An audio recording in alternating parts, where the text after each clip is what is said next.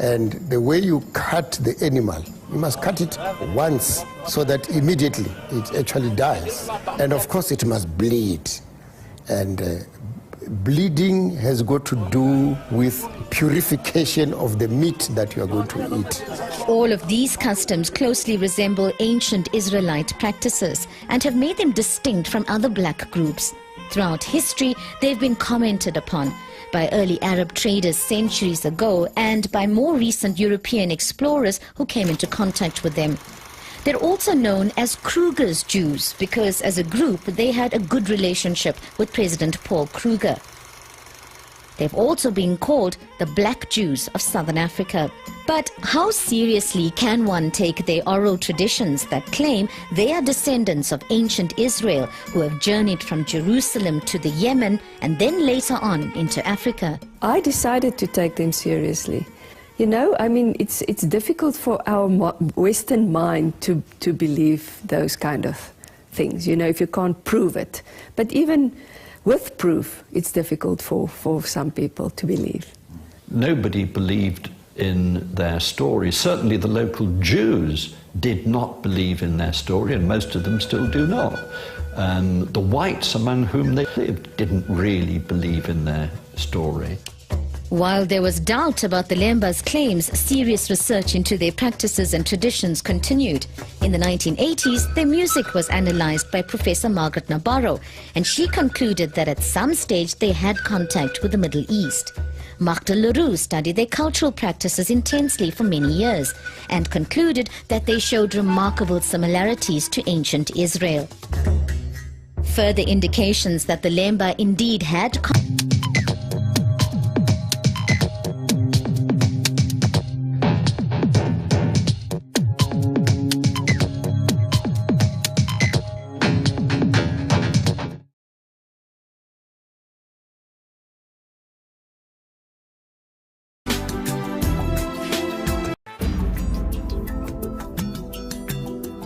Where use? You get use? Yes, I get use. This is the program where they give you the use, where they happen all about the country.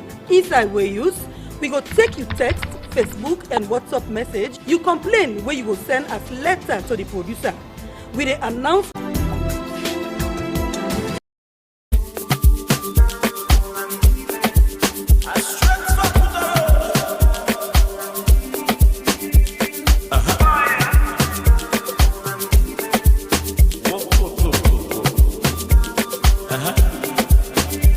Say all of me loving all of you, baby, cause you got to fuck, yeah. And the way you holding me, touching me, kissing me, gravity, taking me hard, yeah.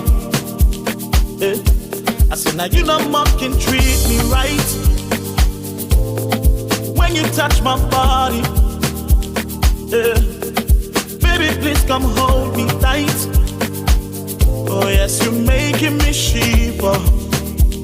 Oh yeah, cause you sabi, not you sabi the, you sabi, not you sabi the. Oh, you sabi, not you sabi the, you sabi who say me feeling this.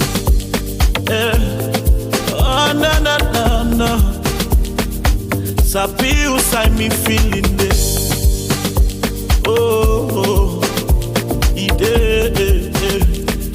Sabi who say me feeling this. Girl, this your body not confirm thing. I no go like girl, you hot like saying a fire. Yeah, you make her feel I'm right inside me to long pepper. I see the sweet sweet girl, so I can holla.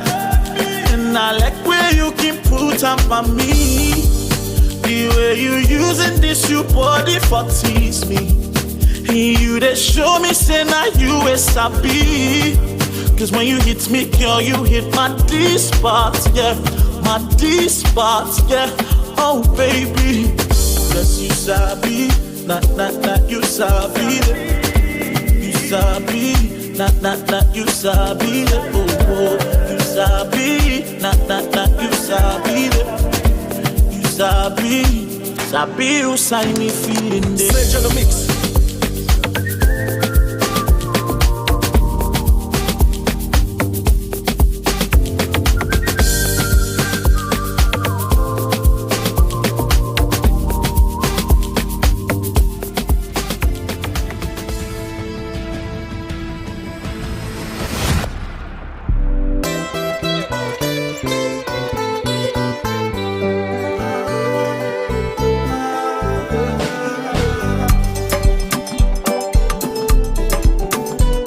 yeah.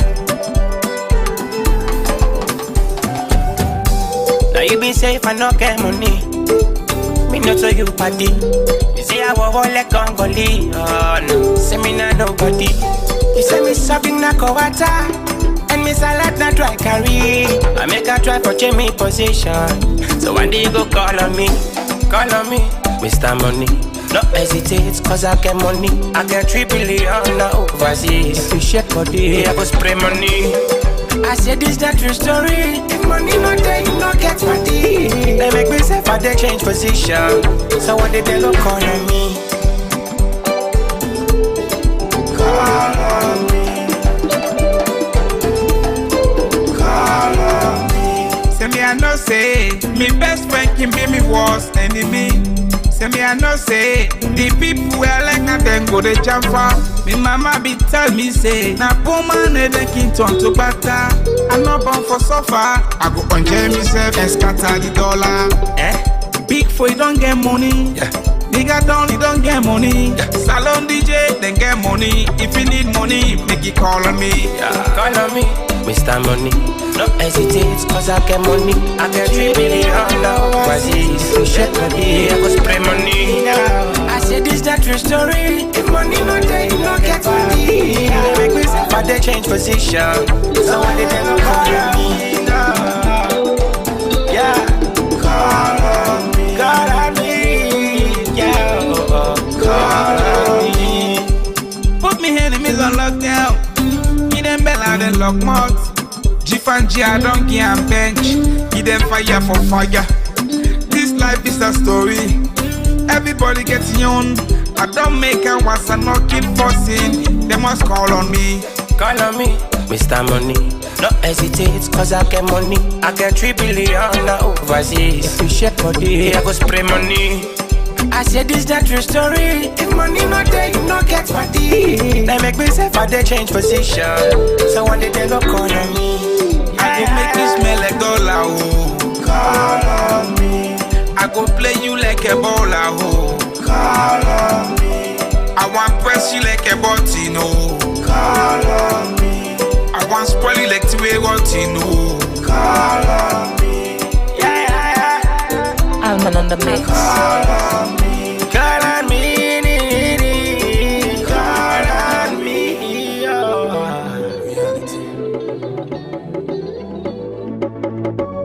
AC, V-Flex, out in the Rap Kings, reality. Baby, I'm far away from you, I know I'll be coming back, but it was when I couldn't make a choice. If we stay or not, yeah, what we reap is what we sow. Enemies, they got to know, this the price we got to pay, cause we all want love, love. Could you be loved? Oh, just love me, okay. That's what I know. Take away the fear. I say my story to the world, in a chance to sing my song. And I be struggling and believing that one day we make it true. I seek it for fair, what for me will see my fate. The Africa here, we all know the government pay. Someday good, someday bad. Besuluku. Well, I believe in a most high. One day we'll make it true. Baby, I'm far away from you, I know I'll be coming back, but it was when I couldn't make a choice. I was struggling to make it my baby. What we reap is what we sow. Enemies, they got to know, this the price we got to pay, because we all want love. Going far away, but you gotta keep the faith. You're damn when I move, thank you for my first gig. Better days in the way, just for us, Joe will make a way. So you gotta keep the faith, you'll find a while, find this blessing. The storm is over, forget about the stressing. Amen, forget about the stressing. When there was nothing, she still call me honey. Laugh without you, I'm feeling so funny. Laugh without you, I miss my corny. Flexing the hook, we keep the fire burning. Fine girl that you are admiring. Fine girl, you deserve my diamond ring. Fine girl that you are admire. Reality, you deserve my diamond ring. AC. Baby, I'm far away from you, I know I'll be coming back, but it was when I couldn't make a choice. I was struggling to make it my baby. What we reap is what we sow. Enemies, they got got to know. Peace the price we got to pay. Because we all one love. You're my true love. Sijali the distance, na come back to you, believe me my baby. Love in my veins, affairs of the heart. Usijali za mta, wataongea tu za hatuachani, wabaki na mshangao. My beautiful, sexy angel of my life. How deep is your love? Depend me shall dive. I put a ring on it, baby be my wire. I love you, I love you, I love you. See maybe I marry you, family we go be. Nikupeleke Kenya, Nairobi. Usi play hard to get, baby let it be.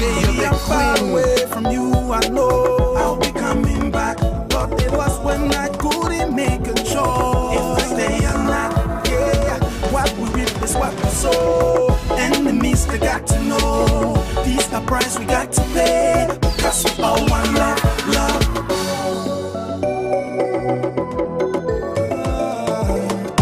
Oh yeah, call me Michael the Don. It's gonna make me the sing. You be the woman where they satisfy me, satisfy me. And anytime I deal with you, I'm happy, girl, I'm happy, yeah. Cause they say love is blind, but I can see it in your eyes, in your eyes, in your eyes. Baby, that's why me I sing. Anytime where I deal with you, I love it. I can't stop telling you, I love you. Every day for my life, oh girl, I want you. Let me be the one to stand beside you. Anytime where I deal with you, I love it. I can't stop telling you, I love you. Every day for my life, oh girl, I want you. Let me be the one to stand beside you.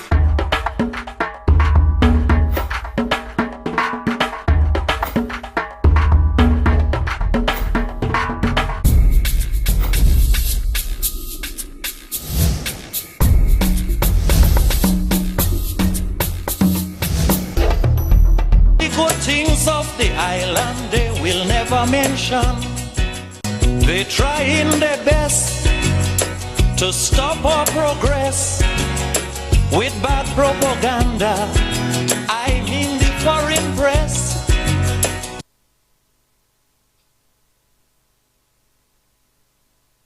Hello and welcome to this edition of the program Inside the Media. Well, this is actually the return of Inside the Media, the program you've been watching on the Sierra Leone Broadcasting Corporation television. Well, Inside the Media is back, and this is the program that looks at major issues discussed in our local tablets within the course of the week. I mean, the major headlines in our newspapers, and also not only newspapers actually, but also the broadcast media. This is Inside the Media, and I'm Sheku Smiler. They trying their best to stop our progress with bad propaganda. I mean the foreign press. Bad things are blown out of proportion and spread all around. I am back, and the program you are still watching is Inside the Media, the program that looks at issues discussed in our local tablets. Well, many newspapers within the course of the week, many headlines, many stories, but we are going to select few that we are going to review in this edition of the program Inside the Media.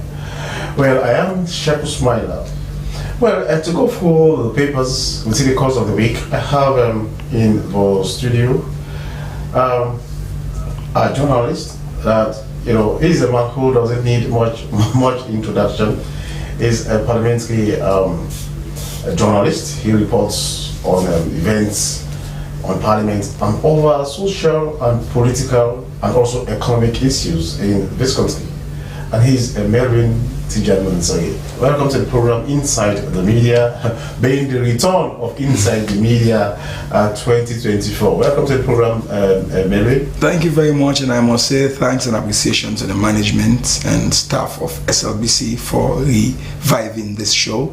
This show, for some of us, means a lot. I was here some 5 or 7 years ago, and I know how it's impacted government, national issues, and all of those things. So it's good it's coming back, and I wish that its usual aura and flavor, which is critical thinking and independent dispatch will be upheld. And again, I say thank you, and I feel appreciated to be here. Okay, thank you so much. And he is Melvin Tijan. Well, like I said, several headlines in our local tabloids within the course of the week. But all of us know that there are key ones that we must discuss in this edition. But then I'm also expecting other journalists, from different angles in Wisconsin to join us later in the program. But however, we continue with the program Inside the Media, live on the Sierra Leone Broadcasting Corporation television. Well, firstly, let me start with this large annual general meeting in Bo City in southern Sierra Leone.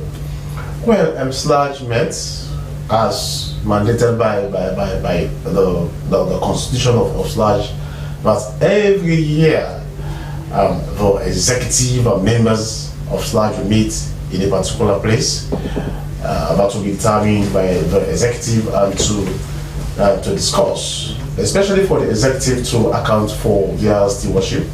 And that was exactly what happened in Bo some few days ago or a week ago. But at this particular conference, this annual general meeting in Bo, SLAJ discussed a lot of things to kind of make this organization of media practitioners a much more vibrant one, and a one that will be an envy of many other organizations in this country. But then, during this AGM in Bo, a lot of amendments were made to the existing SLAJ constitution. Well, those amendments were adopted, and now SLAJ has some slight changes in its constitution. But let me start with you, Melvin. Now, in the first place, what is your assessment of this year's, because this particular story is in most of our local tabloids, the SLAJ convention, the SLAJ AGM in Bo, and also the SLAJ elective Congress here in Freetown. But let me start with you, Melvin. What's your assessment of this year's AGM, SLAJ AGM in Bo? Well, honestly, I was not in attendance, but I followed from a distance. I must say, as a journalist, that Sierra Leone Association of Journalists has been progressive, and that is owing to the competent leadership it has had over the years, from the Umaru Fufana, the Kelvin Lewis, and others over time. So you will sense that under the leadership of Ahmed Said Nasrallah, SLAJ has made some first in accordance with the time, and the times are indeed changing. And one way as to how you adjust to time is how you review your constitution, and the constitution is the Bible of the organization, which is the umbrella body of all journalists in Sierra Leone. So for me, I think from the pictures and the videos and the news and reading different narrations, it was something that was, I would say, very good, but that doesn't mean it did not venture into looking ahead as to the future of journalism in Sierra Leone, and thus you will find out in provisions as to what should be the role of journalists who have departed the faith or the profession. Then you will see issues around whether should women be given a silver platter 30% quota or not, and the likes. But I think what's key when we talk about SLAJ these days is how to protect journalism from state capturing. We've seen the semblance of that in institutions such as the Sierra Leone Bar Association and other associations. So how the media protect itself from excessive third-party influence, in this case state capturing, is a contemporary issue. But above all, I think at the heart of the constitutional review, looking at some of the snippets of information I've got, I'm not privy to the full revised documents yet, which is, I think, to be adopted. But at the heart of the conversation is, what is journalism? And I hope our senior colleagues and very wide-thinking journalists must be. Because if you're saying you want to change SLAJ from an association to a union, it's got an implication. Because Sierra Leone Bar Association is not a, technically, I stand to be corrected, or Sierra Leone Association of Engineers. These are not trade unionist groups, they are professional groups. And what does this say? It speaks to what theorists and practicalists have been saying. Is journalism a profession or a craft? So the lawyers at SLAJ, I know we've got very good lawyers. I know we've got very wide thinkers and researchers. Because if you want to change SLAJ into a union, it becomes something like, oh, it's under the umbrella body of Sierra Leone Labour Union. Then academic credential for membership is going to be questioned. So, do we want to mortgage SLAJ as a journalism as a profession for a trade? At what cost? Because some institutions are not paying their journalists well. There is a very broader legal implication on that, because at the end of the day, you want to have journalism as a profession where now they really eat versus as something else. But at the end of the day again, you want to make it something that is sacred that cannot be practiced by all. It's a fundamental right in section 25 that everybody must have free speech, free expression. It's a fundamental right in section 11 of the Constitution when you talk about, but it talks about the mass media. And for you to be part of the mass media, it's not just a trade that you just ply. There are rudiments to it, and I hope the academics and intellectuals at SLAJ should be counting the cost in changing from an association into a union. The fact is that you know, journalism as a practice or as a profession is a human right. It's a right-based kind of a profession. You know, which is why we are now having, you know, journalists all over the place. We're now having bloggers. Although according to IMC, the plans are on the way to review the IMC Act to also regulate or check the excesses of bloggers. You know, I mean, those using online platforms to communicate. But then BW Bokari, he is from the Unity newspaper. Well, somebody will say that Unity newspaper is a political newspaper, because as you can see, you know, it has the logo or the symbol of one of our political parties. In fact, the ruling party, the SLPP. BW Bokari works for that newspaper as a very senior person. You know, editing. He has been editing that paper for the longest of time. Now let us talk about SLAJ. SLAJ has just concluded its annual general meeting in Bo. Where, like Kelvin was saying, a lot of amendments have been made to or suggested to this particular constitution that SLAJ is using at present. But I know you've been following, or you followed what happened in Bo. What's your own assessment of this year's SLAJ in Bo? Yeah, thank you very much for giving me this opportunity once more. And I want to join my colleague here, my brother, to commend the management and staff. Sure. At least I think you are coming back with a program that used to go, you know, and I participated in this program for several times, you know. I want to commend you for that, and we are sure that it will continue. This time around, it will not stop along the lines. We'll bring in more journalists, you know, to be discussed in the papers, you know, more especially those who might not have had the opportunity to read. Or if you listen to the discussions here, you must be given the opportunity to have an insight. Coming back to what transpired in Bo, I was up there too, but what I followed, I must first of all commend His Excellency retired Brigadier Julius Madabio's government for providing the landscape for, you know, journalists to operate, you know. I mean, you know, responsible media, responsible journalism. And I'm also glad that there was no hiccup, even though I was up there. We did not see anything like physical, you know, turnover of items or whatnot like it happened in the SLAJ. The only issue I want to have a divergent view on is the fact that I don't think government is it what do you the term you use? Is it state capture? State capture. You know, I don't think there was even any state capture in the.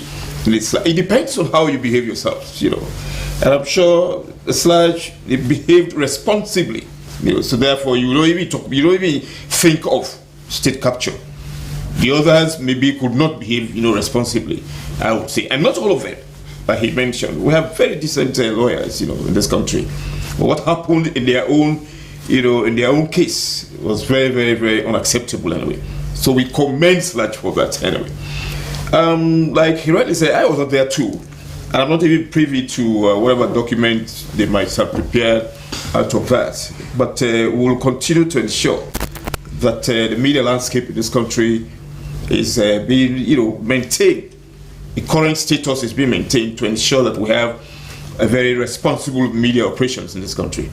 I'm really impressed, you know, with the activities out there. We pray that whichever leadership comes over again will continue in the same light. All right. Okay. Now, Bokari, you know, one of the yes, you know, there, Melvin also was not there, but one thing that came out very clearly, you know, as part of the some of things people suggested to be in this new constitution is that if you are a government or a political appointee, yes, there is nothing wrong with you being a member of Sludge, but you cannot be voted for. I think that's all. I think that also has to do with the state capture.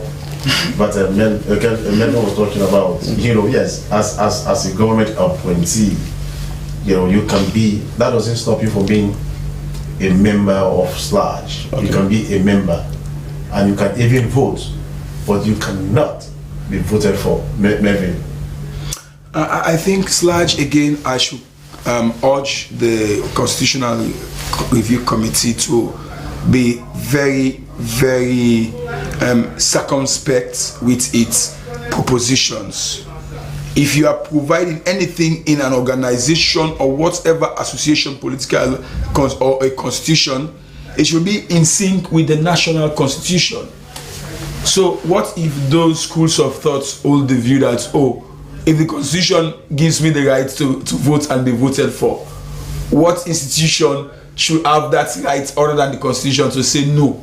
So the drafters of the new constitution should be thinking about not working outside of the spirit of the national constitution, because it will be a subject for constitutional interpretation in the courts.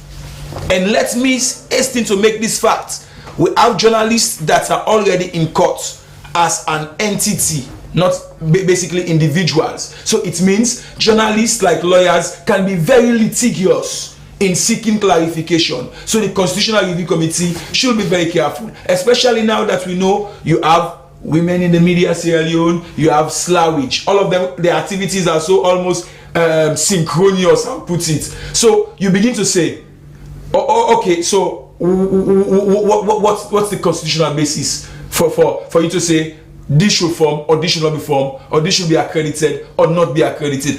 Because if you isolate or you extricate people from their right to association, in itself is a fundamental issue that is subject to legal opinion. But again, you spoke about state, you embellished my point on state capture.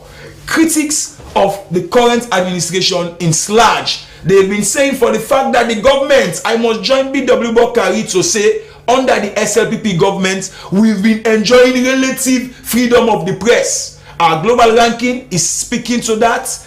The figures in detention or those that have died or that have been hurt, you cannot compare to elsewhere, even in the sub-region. So under the SLPP government, yes, we are enjoying relative freedom of expression. But that is not to say the media should not be mindful of what I would call offsides of the political class, which means if they are giving you money, now see, one of the provisions that was to be inserted, that certain position holders within Sludge should be subjected to asset declaration.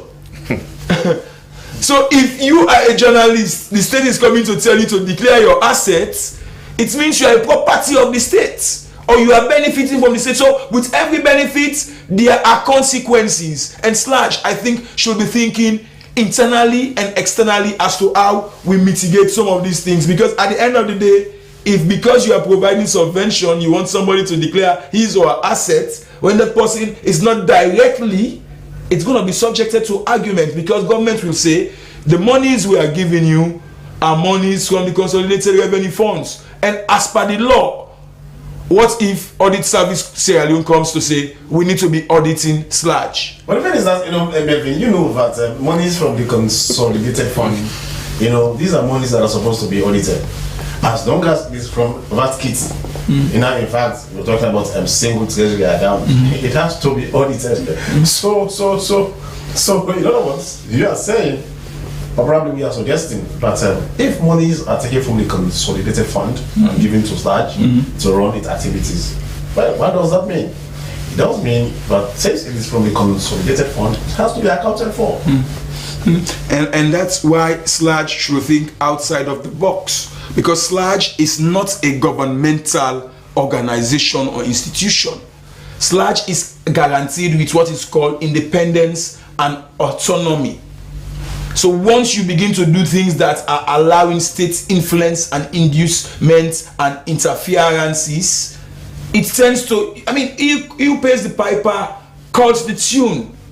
So I think that boils to the big elephant in the room. Who is going to be succeeding Ahmed Said Nasrallah? Because the next leader of Sludge will be clearly telling us where the organization is headed towards. Is it going to be a liberal organization? Is it going to be a radical organization? Is it going to be a what I would call pro-government organization? Sludge is at the crossroads of either speaking for the unspoken or dancing to the normal drums that is now being played by so many other stations. Let us go over to BW Bokari. Now, let us come to this issue of, to be voted for or to vote. Because according to what is being discussed right now, sort of the review process, is that if you are a government appointee, that doesn't stop you from being a member of Sludge. But the only thing is that you can vote, but you cannot be voted for. How do you look at that? Yeah, thank you very much. I think let me make something very clear here. The government's subvention to Sludge has no hidden agenda. It has no intention to censure, the work of journalists. I want to make that very clear. There's no condition. It's just to ensure that the media landscape continues to be very, very convenient for journalists to operate. Okay? That does not mean government is coming down to the newspapers or to Sludge to dictate to them as to what to do, what to say, what to write, and what not to write. We want to make that absolutely clear. That government has no intention for censorship. Right? The area of this to be voted for and not to be voted for, I think there is some amount of infringement on the rights of individuals. We're all Sierra Leoneans.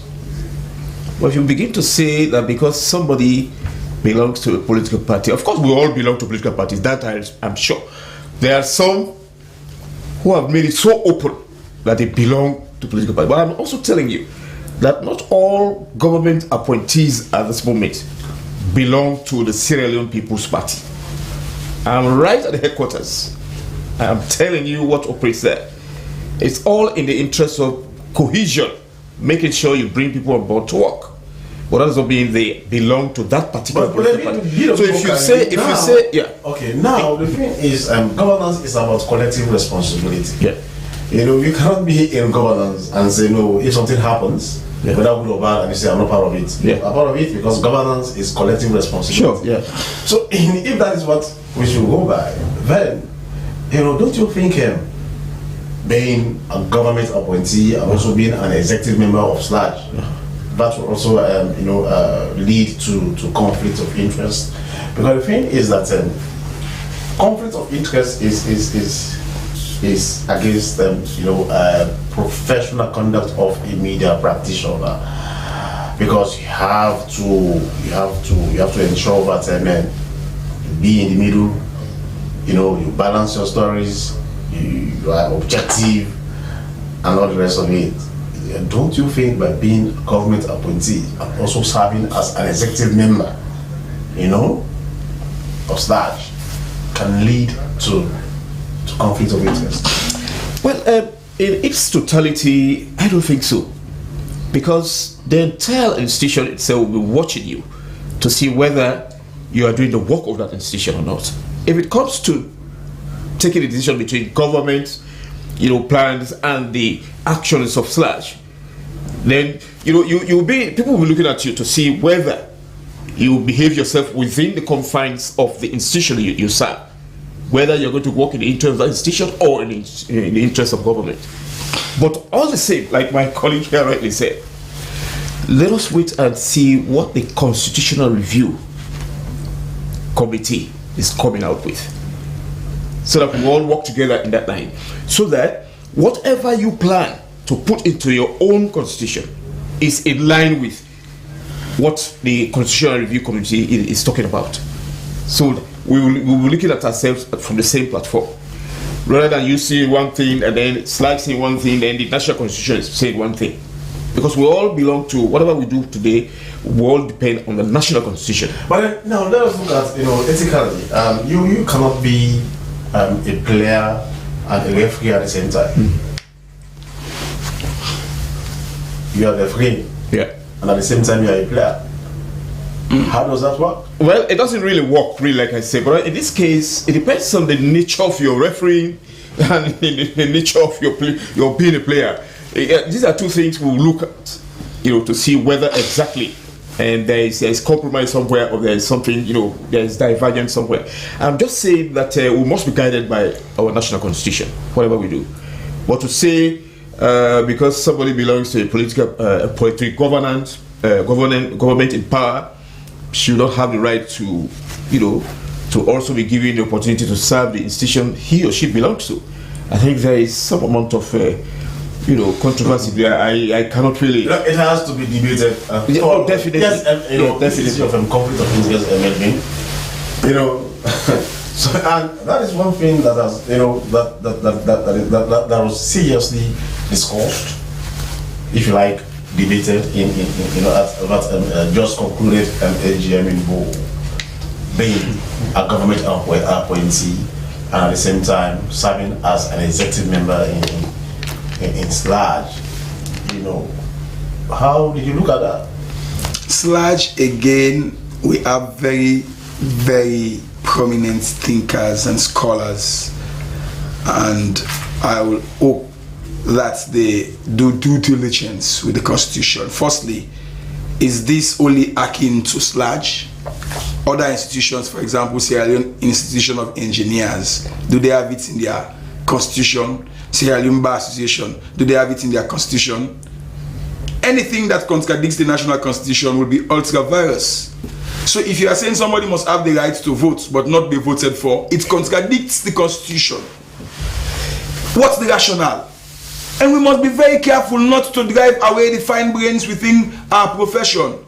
Are you saying because if tomorrow Sheku Sumaila, who has been a journalist all his life and becomes, for example, deputy ambassador, he should not be given that leverage to assert his or her mettle within the journalist umbrella body when he or she holds qualification in journalism, has practiced and all that?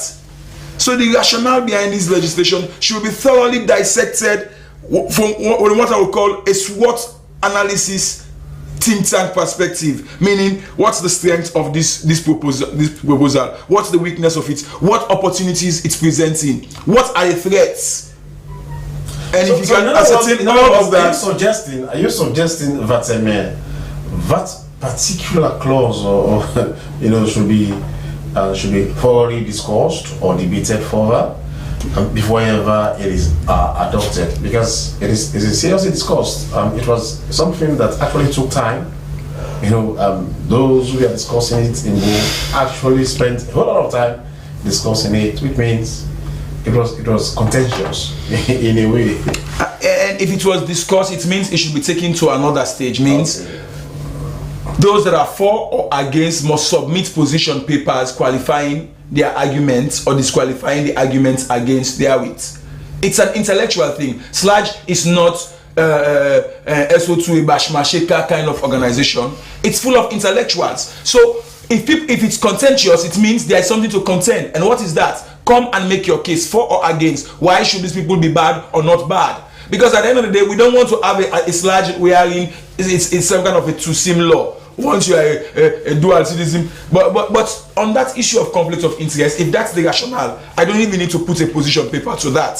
I will tell you clearly that conflict of interest is not a crime, Mr. Sheku. You know what is a crime? What is unprofessional or unethical is the failure to disclose conflict of interest. So if you know that person is a minister, we already know what his interest is. So are you saying the members are all going to be swayed based on that just one politician interest? It's like just kind of sheepish organization? I don't think that argument will hold water at all, because we all know our interests in Sierra Leone. And again, I would just beg to differ my brother. Not every journalist in Sierra Leone belongs to a political party. Yes, because this is, when you look at reports from the EU and others, they're telling about the political polarization of the media. It just seems to seem a characterization of, if a journalist is not SLP, it should be APC. And there are independent media minds and institutions in Sierra Leone. Just that the space is shrinking. And we must not give the public the perception that, oh, every journalist has got a political lineage. No. Yes, the temptations are there, but that is not the entire picture. So what would you suggest that particular clause be rejected? No. There should be more brainstorming and consultation and engagement, and those for should submit position papers stating why it should be done, those against why it should not be done. And at the end of the day, there is what is called an opinion pool, and it's put into what I would call proportionality or a ratio as to the number of persons saying persons with political appointment should not be voted for. But I wonder if that will not be taken to the Supreme Court. We have to be mindful in the presentations, like my brother said here. I suggest that in all the presentations the A and B will be coming up with, let them make reference to our laws, to be substantiated by the laws. And that's the reason why some of us are saying hold it and make sure it works together or in line with the national constitution. That's what we're saying. Okay. Well, let me make something clear here also. I did not specifically say that every journalist here. What I was saying is that in one way or the other, we must belong to a political party. What is wrong about it all is the fact that when you put your political, intentions on the papers you're working with, to show that you belong to this political party, that makes the thing very, very odd. But I'm not saying openly that people are displaying. I know that but I'm a journalist. I've been in this thing for quite some time. You're my senior. I know. But So- let me just. Sometimes I always feel very, very confident, when I'm talking about political issues as a journalist, because the moment I open my mouth and say, this is Sierra Leone People's Party, and I agree, but there are some others who are actually members of political parties, but they will not come out because of the type of job they're doing as independent reporters. For me, I come out clearly, and that I belong to this party. You understand? So that's what I'm saying, really. But in that sense, if for example, B.W. Bakari is elected, is voted for, and to be Secretary General and executive or Secretary General, describe, you're the one doing the writing or all the rest of it. Do you think you would be? Like, for example, there are times Sludge is very critical about happenings in government or in governance. They write critical articles, and there are times they write press releases. Sometimes not in the interest of the establishment. And you are the scribe. You've been voted for to be the Secretary General of Sludge, and you are also a party stalwart. Don't you think you'll be a kind of quagmire when it comes to putting pen to paper, insofar as about a press release will be concerned? Honestly, well, there are differences in human nature. But let me bring in a small scenario. I am an original founding member of the Guild of Editors. 2009, we went to Sahara Hotel in Bo. UNDP funded a particular project. We were in opposition. I went there, Colin Ozibo went there. We were to establish an executive. So they turned it to the two of us. We're afraid of you. We will not give you any key position because the two of you are political party editors. The only position they left for us was PRO. And when they turned to us, I declined. I allowed Cornelius Zivo to go ahead. You understand? So that's the scenario. You always be in a very critical position when you find yourself there. But what I'm saying is, it will be difficult, definitely, to come out clearly. But you have to do it in the interest of your institution. Yes, you mean in the interest of the institution? Yes. But now, you know, in our political parties, you know, and their constitutions, they talk about, you know, anti-party activity. Don't you think you'll be subjected to queries as to anti-party activities because of an article you've written or a press release you've issued out? Well, I don't know. We have not done, as far as my knowledge could go, that has never happened in the Sierra Leone People's Party anyway, as far as my knowledge could go. Right? I don't know for other political parties anyway. To say because somebody belongs to an institution and when it comes to decision making, because of his position, he will stand against that decision, or if he does it, then he will be queried by the party. We have never done that anyway. All right. Okay. Not to my knowledge. All right. Thank you so much. You know, Melvin. Now I think we've exhausted this sludge, especially the one that has to do with the constitutional review. Well, especially reference to the one we've just discussed about being a member of the executive of SLAJ and also being, you know, a government appointee.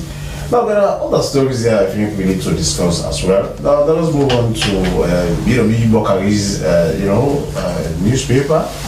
He happens to be managing editor. Now the Unity newspaper, there is a story here that says, but before going to Unity, let us talk about the just concluded, you know, we cannot talk about SLAJ without talking about you know, SLAJ, you know, the Association of Women in Journalism. Now they've just concluded their AGM and they've got a new executive. But now, SLAJ, unlike SLAJ, it is registered as a company. You know, as a company, which is why their positions, you have director of public relations, director of programs, and all the rest of it. Now let us look at SLAJ and let us look at SLAJ. All of us know that SLAJ came out of some kind of disagreement, you know, following an election in, was it in Mo or Kenema or so, as to the new executive of WIMSA. Now they are there, they've just held their AGM. Now let us discuss this, you know, Melvin. How do you see SLAJ and WIMSA, you know, operating in this same space, like you mentioned earlier, with the same objectives and programs as the case may be? I think where the media landscape is approaching a crucial crossroad as to the entity itself as a media or an association. And if SLAJ is being registered as a company, you ask yourself, why is SLAJ talking about registering now or changing its identity into a union rather than a company? For example, the Bar Association is a company.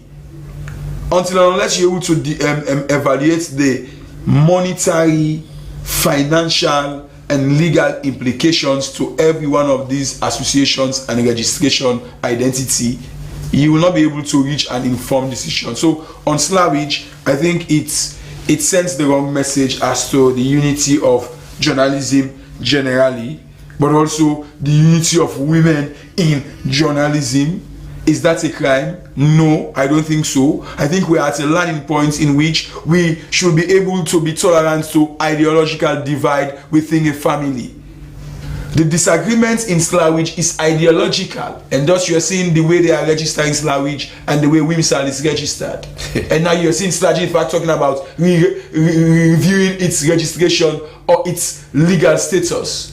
So these are ideological issues that I think should be brought to the table for deliberations and brainstorming and everyone's input, because at the end of the day, what if somebody else comes up and say, I want to form an organization of journalists that is a company? What if court reporters say, we are breaking away from Sludge and we are going to register as a company? It sends a very divisive message. So in as much as Sludge might not be, or journalists are not fighting like lawyers, that is not to say the signs are not on the wall that the tendencies might drive towards that end. We are only being very, very decent, very diplomatic for now, but you don't know what comes based on, particularly the crossroad for Sludge will be the next general election, who succeed the monk. Because mind you, if you look at the political, again I come to the position expressed by my brother. For me, it is not a crime for a journalist to belong to SLPP or APC. Do you know what is immoral? What is immoral is when Melvin knows he is a member of SLPP or APC and comes and sits here and pretend as if he is not belonging, fooling the public. And that goes to the heart of your question, conflict of interest and how it's settled. The way conflict of interest is settled is by disclosure. If you're a journalist, you are working or you believe in the ideologies of the SLPP, it's not a crime. If you're a journalist, you believe in the ideologies of the opposition APC, it's not a crime. It's your right to associate. But also, you being SLPP journalist or APC journalist, you must understand that there are journalists also on the middle of the ground, sure, who are called centrist and independent journalists. Sure. And that's the challenge we are having now in Sierra Leone. Everybody perceives a journalist must belong to here or there. Yeah. So back to the issue here, if it's about politics, Sludge should not be, or the journalist fraternity should not be munkus. We should not be munku in thinking about how we handle these things, people's political association, and how it's got bearing on the umbrella body. If not, we might be open the floodgates for a lot of litigations. All right, thank you so much, Melvin. Yes. On this Sludge thing. Yes, I just want to advise here that we make use of the opportunities available now to ensure that the media landscape remains positive on the ground. But to think about, I was a bit, upset when I learned that there is now Slawi and how do you call the others? Wimsal. And these are all women. You have the mother. You see, so what is this one? Yes, the government is stressing on 30%. Yes, let the women make profitable use of this opportunity rather than the divide along the lines.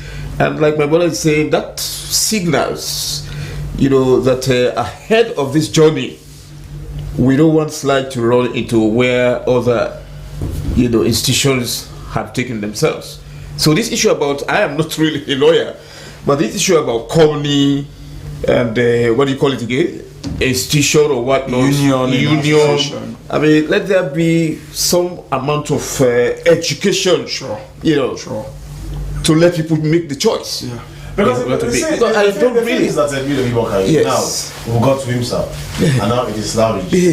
What if tomorrow another group that is it? Another group of women say, just comes up with, for example, women in broadcasting. Women in broadcasting. I don't think that's about to be, okay, well, not to be contentious in a way, because it's like they want to identify themselves with, say, okay, we are in the broadcast media, you are in the print, as the case may be. But what somebody says, anyways, we can coin something for that. But now, let us come to the Unity newspaper, which says, HEBO receives tumultuous welcome, returning home with $480 million MCC grants and so for that. Giving a tumultuous welcome. And President Bio acknowledging VP's role in MCC victory. Sure.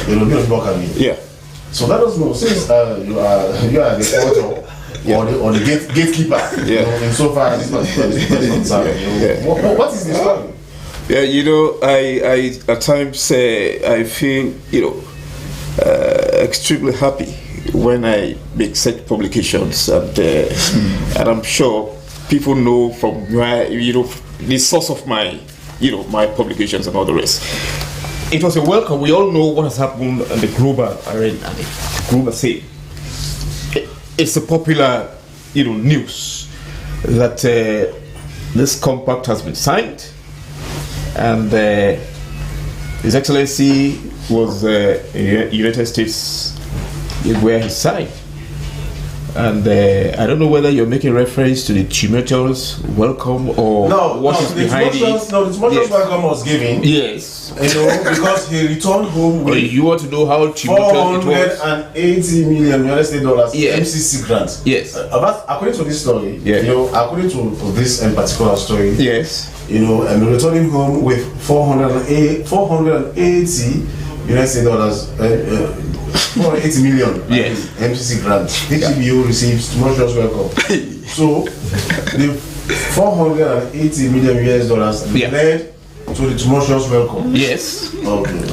We're expressing, supporters or Sierra Leoneans express, satisfaction at this particular stage. More especially when we all know what is happening in the energy area.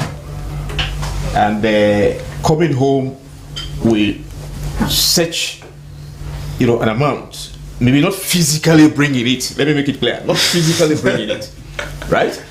But it is assumed that, and it is true, that the money will come now that it has been signed. But we want to also make it very clear here that this money is not coming into the pockets of any individual, not even His Excellency. We must know this. But for the mere fact that we've been able to achieve this particular stage, Sierra Leoneans must be happy. So we want to welcome, and behind this all, I think there's going to be some transformation in the energy sector. With the coming of this particular amount, there's going to be, of course, some upgrading of transmission lines, overhauling of cables, improvement of infrastructure, energy infrastructure, providing more access to electricity, and all a lot of benefits coming after this. And that's the reason why people were happy to welcome His Excellency back home. Okay. It was in the early morning hours of Tuesday. I was there, and remember at that particular time, there was a huge crowd ready to welcome His Excellency. Well, let me just read. Right. It's because of the benefit that is really going to follow this particular one. Let me just read an excerpt from the Standard Times newspaper. Okay. This one is saying $480 million MCC grant, and JFK speaks. The former Minister of Justice, Attorney General. Yeah. And according to him, former Attorney General and the Minister of Justice, Gerald Kamara, has voiced his support for the recently awarded $480 million MCC grant to Sierra Leone, and called for strict accountability in the implementation of projects that will have to do with this particular fund. Yeah. Even though he is from the opposition, but he did support. I commend him for that. I commend him for that. And he's also asking that the money be judiciously utilized. Sure. Okay. Now, I think His Excellency also made it abundantly clear that this amount, the implementation, will be going to be guided by transparency, accountability, commitment, and cohesion. Meaning, it's not going to be the work of His Excellency alone. It's not going to be the work of the Sierra Leone People's Party alone. It's going to be inclusive. Everybody will be on board to ensure that the right thing is done. So if he is doubting, I am sure he's not doubting. He's just, thinking aloud. But His Excellency himself made it abundantly clear in the United States that definitely this money will be guided by transparency, accountability. So those two key words, transparency and accountability, sends the signal that it's not going to be business as usual. It's going to be everybody's business. You, Subaila, my brother here, Melvin, I am sure, with most times his critical minds, but objective critical mind, because he's the only man. Sometimes when we meet on podiums like this, I'm comfortable in the sense because he presents cases on both sides.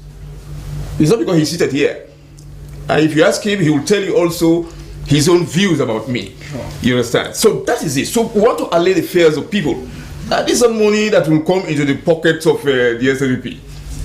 And the president himself has said it. He will make sure that the right thing is done. And therefore, all other people, all other political parties should come on board. So I am glad that our big brother JFK also mentioned that. Maybe cautioning. But before even he cautioned, His Excellency had made it abundantly clear. Okay, that all right. Definitely. All right, thank you so much, BW Bokari from the Unity Press. Now, Melvin, this MCC grants, there were years when they would say, okay, Sierra Leone, we did well in certain areas, because this MCC grant for a country to be awarded, there are benchmarks set that by the United States.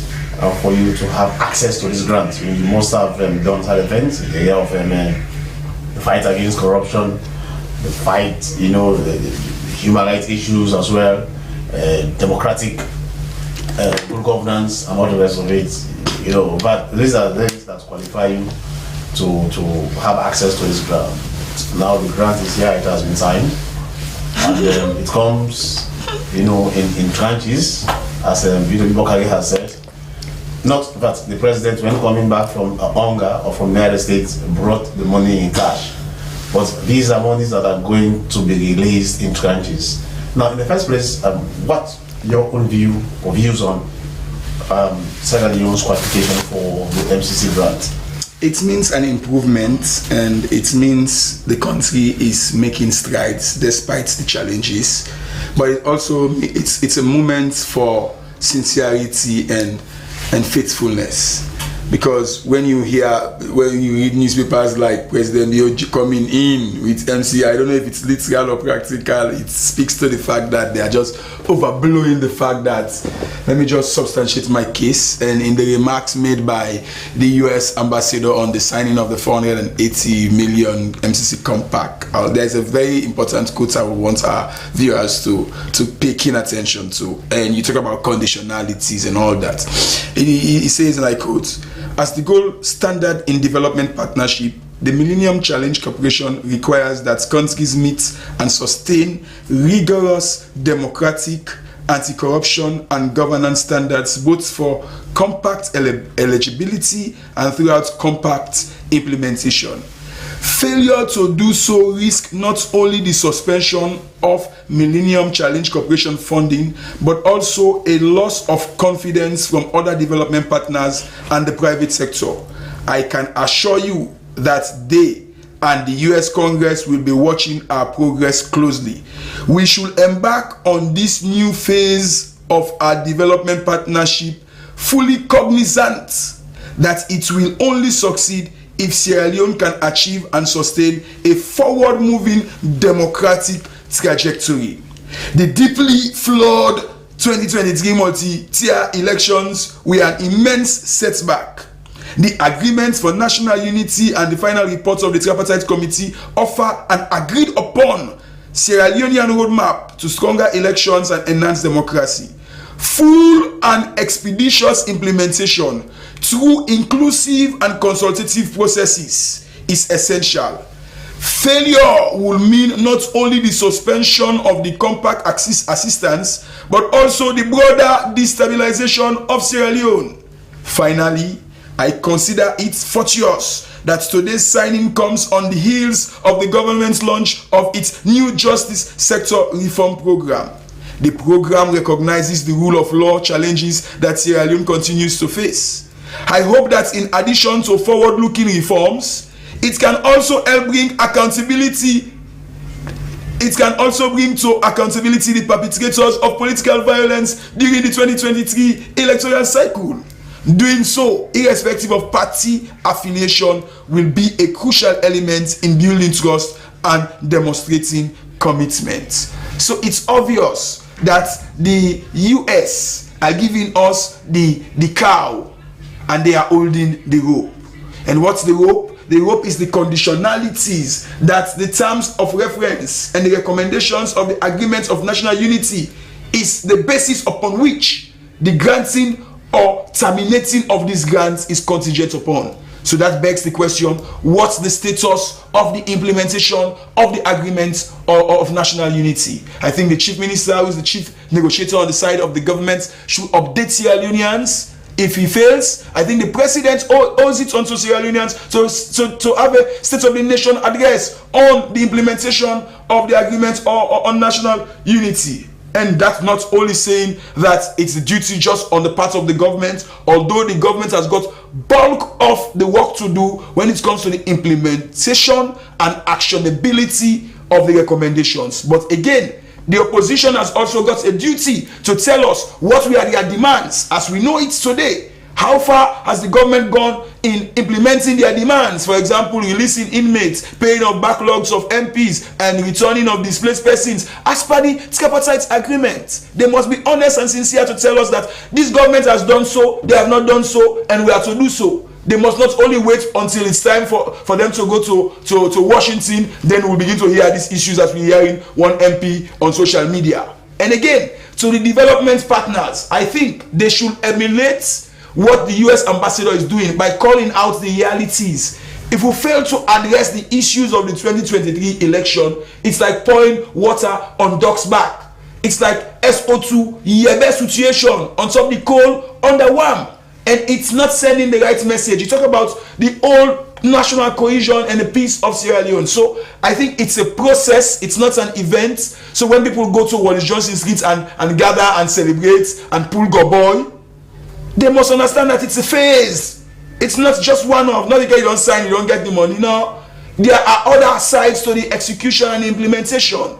And now we come to the final part, which is that of the government omitting itself from any possible responsibility in the future that they will not be handling it. For me, I think it's a slap on our face. There is already a model in which the DFC has granted a $412 million loan on Sierra Leone, and the conditions we don't know, and how it correlates to the $480 million US compact we don't know. So we should not have this idea that because these contractors are US agencies or contractors or companies, that means they are going to do it right. Why don't we put monies into the local sector of indigenous businesses?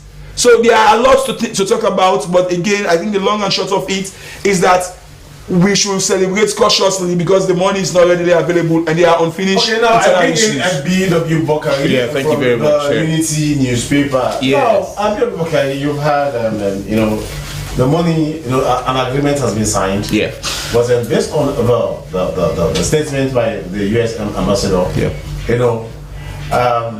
The benchmarks are there. Yeah. The conditionalities are there. Mm-hmm. So an access could be determined, by the efforts we make as a country, yeah, and to address some of the issues highlighted in a particular statement. As a government or as a party, how do you look at some of the concerns from the donor? I mean, the United States. You see, let me give my own personal view on this whole thing. The reference to 2023 elections being described as flawed or whatnot. It's something sometimes as if it's only 2023 such flaws have been discovered. People fail to realize that what culminated to events in 2023 has started long ago. Although it's not a justification to continue it, but it has started long ago. To be stressing on 2023, this and that. We want to allay the fears of Sierra Leoneans or others, even donors, including the United States, that definitely this government will make sure that the benchmarks they're talking about, these are not strange activities. You are talking about good governance.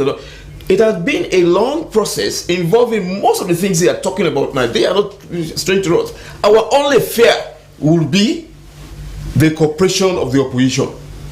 So along the lines, we don't go, and then along the line, they begin to give us other conditions that to create the impression that we are not ready to implement this whole thing. In the statement of the U.S. ambassador, yes, it is that probably they want to bring new things, new. They may not be even new things. They may not even be new things, my brother. Right now, the issue about like the concerns raised by my brother here, whether the I think the recommendations, whether they have been. What I know is a committee has already been set, comprising all political parties, including the very opposition APC, the main opposition APC. They are part of that implementation committee. The stage at which they have reached, I cannot tell. But like you rightly said, the chief minister will have to come out and tell people. But as far as the government is concerned, the biggest step that has been taken is a committee has already been formed. Even before this statement by the US press release, the committee has been formed, inclusive of all Sierra Leoneans, all political parties, tribes, institutions, CSOs, and others. This MDC that we're talking about, yes, almost all the papers, so in unity, not only unity, maybe the standard, the time, yes, the Awoku, all newspapers, it means it depends on how all resources, because exactly. It's a huge challenge and it's a huge opportunity this government wouldn't want to miss. And I am sure anybody who drags his or her leg in the implementation of this one will not go scot-free, irrespective of which political party you belong to. His Excellency has said it. We want to allay the fears of Sierra Leoneans and even the donor partners that Sierra Leone, the government is ready to ensure that all the demands, like you said, it's a process along the lines. If there is a stock along the lines, there is going to be problem. Like said, yes, these are the conditionalities. These are the benchmarks that we should meet. As a nation, for us to have access to the funds. Yes, it has been signed, which means the money should be coming in tranches and. But at the same time, the caveat here is that these conditionalities, because this is not the first time the ambassador is saying this, that, insofar as governance of this country is concerned. Yeah. So which means reiterating what he had said before, at this signing ceremony, sends a signal that they still maintain their stance on governance and other issues in country. Don't you think so? You see, let me also allay the fears of people. You might also ask, how did we come to the stage? We must have done something good in the interest of achieving this particular stage. We must have done good things. And those good things will have to continue. We want to assure people. All right, thank you so much. And he is B.W. Bokari. It is good that we balance the story. Sure. What we have done here this morning is just a manifestation of how professional we could be, we would be, because the thing is, we have you and we have Kelvin, and we'll discuss. There are a lot of stories, in our local tablets for the course of the week. But I really hope about the two biggest stories. A lot of stories. Yeah, but the two biggest ones are the sludge and the 480. Okay. In fact, that's 480. I only reservation, because if you minus 412 from 480, there is an American DFC loan on the energy sector again, which is 412 million. It's a loan. And now we are having a 480 million, which is a grant. So if you try to harmonize that, I think we will be only left with $68 million. But I think the US Embassy will come out to tell us. Again, what does this mean? You're talking about them reinforcing their position. Let's not forget, we are still having Sierra Leoneans that are under US visa ban. Let's not forget about that. So the US is just reinforcing their position that the 2023 elections, they are saying it was deeply flawed. So what it means, there is a dent, a continual dent on the legitimacy of the outcome of the 2023 elections. And the worst of it, they are saying not the APC, not the SLPP or ECSL cannot ascertain the figures. So it's a blight, and ECSL seems to be turning a blind eye to that. And for me, you spoke about JFK. I think politicians, they must not be hasty in making comments. I think he is either not. I don't want to say use the word, but he should be abreast, because for him to even venture to think about those monies landing in the hands of government, he has been a former Attorney General, so he should not be playing. He should not be punching that low. We expect him to punch very high. That's for the ordinary man. We all know that money is not directly coming into the hands of the government, but through US agencies and contractors. For me, my concern, if I were JFK and somebody that is aspiring to lead the main opposition, it should be looking at the bigger picture, which is our diplomatic relations with USA, which is the status of our foreign debts, which is the issue around should we depend we continue to depend on grants. What could be the option towards grants? It should be thinking big. But for him to be just, I read the tweet and I said, oh, this brad, they are to create relevance for themselves. Personally. Okay, quickly, at the time it's not in our favor anymore. But this MVC grant, like I mentioned earlier, it is in all the papers here. Yeah. The papers, all the papers. All these papers you are seeing in front of me, are talking about the MCC grant. Because I don't know if it is because of the huge sum involved here, 480. So it's like it has become a topic of discussion. Every newspaper here, is having it as banner headline. Yeah. Now tell us, as we move forward in hoping to receive the MCC grant, what really do you want to let the public know about what it means for us to be accepted? Because like we mentioned earlier, for you to be granted, for you to have access to this grant, there are certain things you have to do as a nation. I mentioned accountability, I mentioned the fight against corruption, I mentioned democratic good governance, human rights issues, as the case may be. So what does this mean? Does this particular thing mean for our country? Well, like you rightly said, it's all eyes on the government of Sierra Leone, more especially His Excellency, who's been moving up and down, representing Sierra Leone. All eyes on Sierra Leone, because all the papers coming out with 480, 400 this, 400 that, My only appeal I want to make, a solemn appeal I want to make to the donors. Sometimes, let's be very, very cautious with press statements we release. If we continue to do that, then we'll continue to create, the possibility for unnecessary tension in the country. We know the conditions have to be met, but to be stressing all the time, stressing and coming out, let's calm down and wait and see what is going to happen with this whole implementation. But then quickly, we really need right, to go. Yeah, because sometimes it's when America is saying this is saying this. Let it pipe down at the moment. But wait and see what is happening. Right? The government is doing well. The government is working very hard to ensure that the right thing is done. Now let us go back to. We know the challenges are there. Now let us go back to what Kwame Nkrumah said. Over 60 years ago.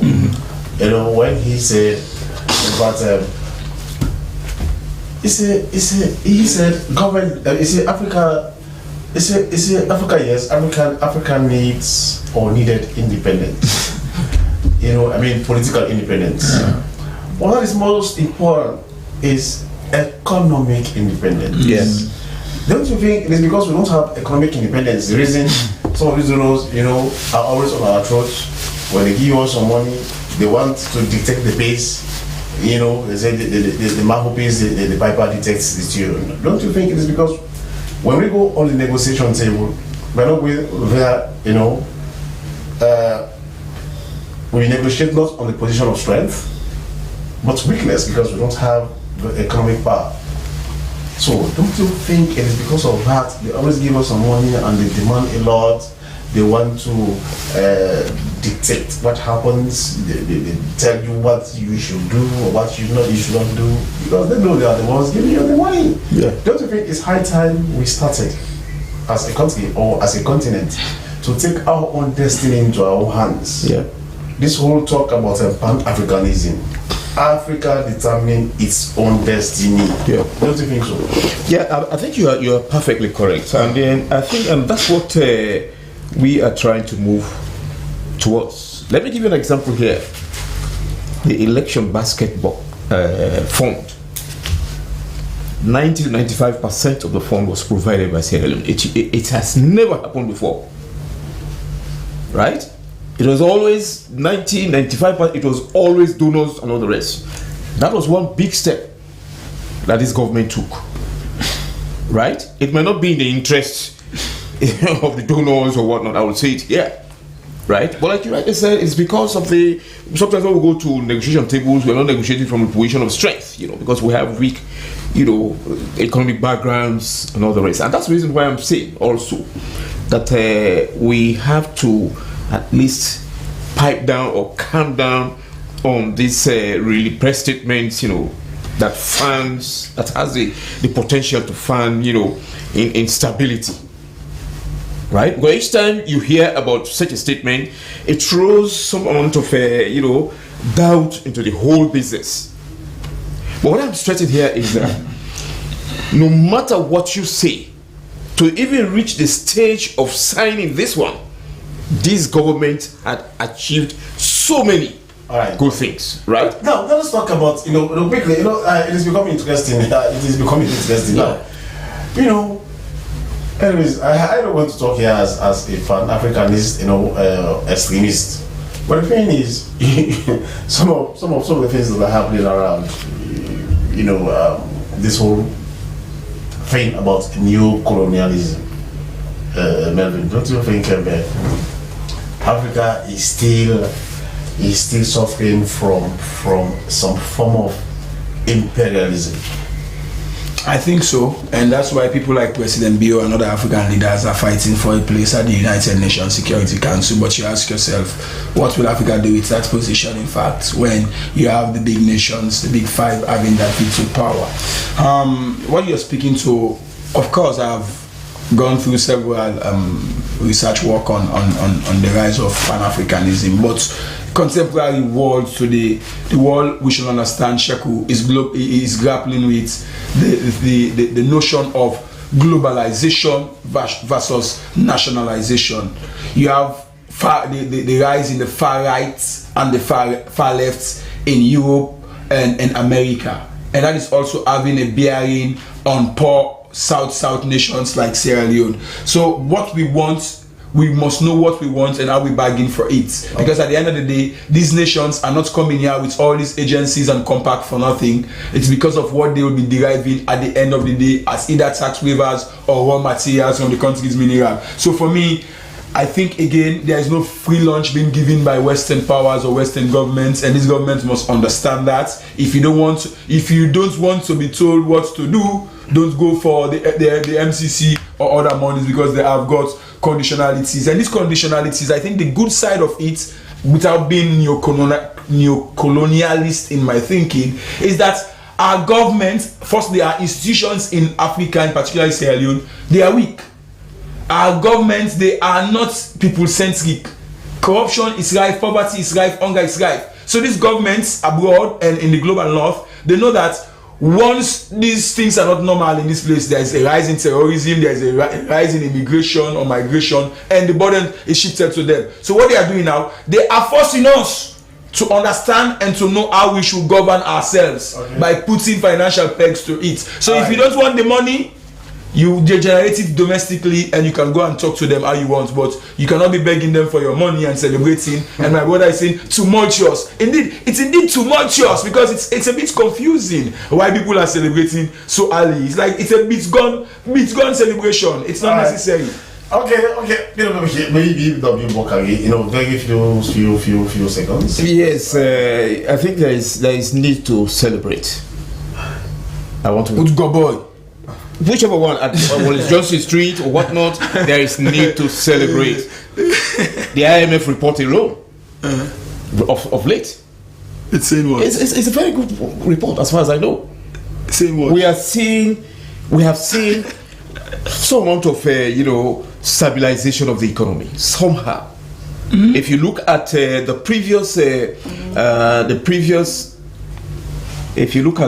previous developments on the economy, based on what we see that is happening now, there is some amount of improvement in the economy as far as I know. Okay. You don't need to be able. Can I comment? No. Okay, I think he's talking on the economy. It's a new subject. No. Time is not enough. Okay. Maybe we'll leave that for another discussion. Let's leave that for another discussion. Maybe the two of us will come. Right? So I will tell him what I mean by some stabilization in the economy. All right. Okay. Right. Thank you so much. He is a BW Bokari from the Unity Press. Also in the studio is Melvin Tijanmansare. Well, it has been inside the media. Well, this is a return of inside the media after several months. We're very thanks to the entire production team for this maiden edition. Well, maiden in the sense, the return of inside the media. Very thanks to the entire production team. And my guest here this this morning, Melvin and BW Bokari. Well, I have been Sheku Sumaila saying goodbye, and I wish you the best of weekend. Sierra Leone.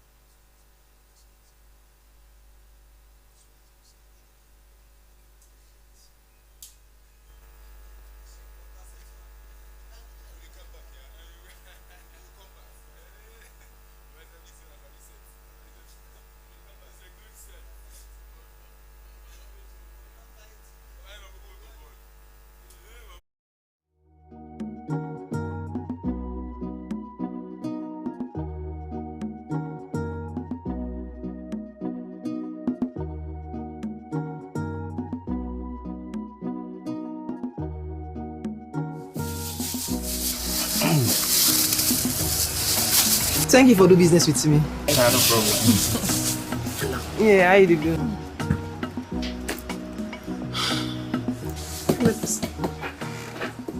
Okay. One stabilizer. And this one. Okay.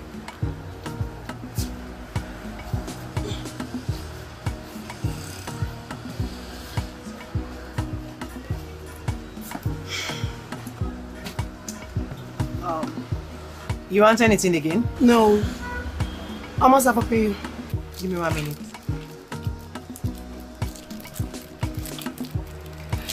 27,500 new leaves. You get POS? POS? No, I no get. Then an officer go buy her. Oh, no. And I work out with big money. Please wait. You get POS? No, I no get. Then why you stop me? I know the worker with Boku money now.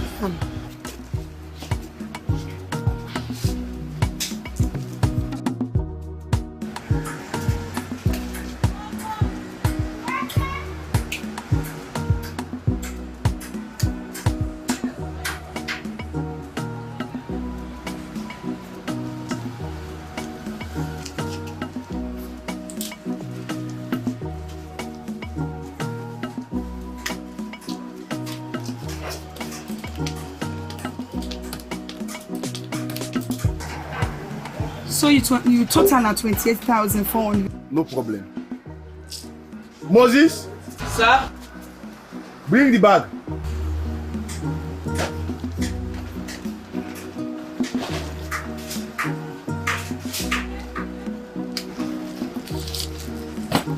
Excuse me, sir.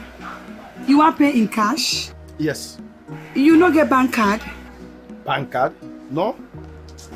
Well, I saw you, sir. I no feel so way to sell you.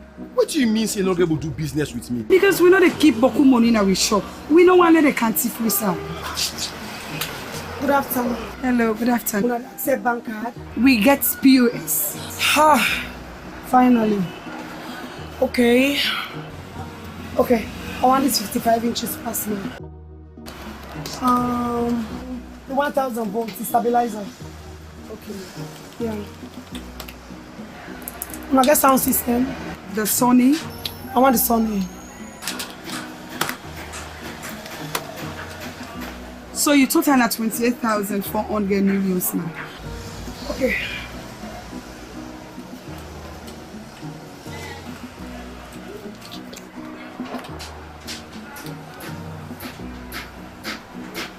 You password, ma.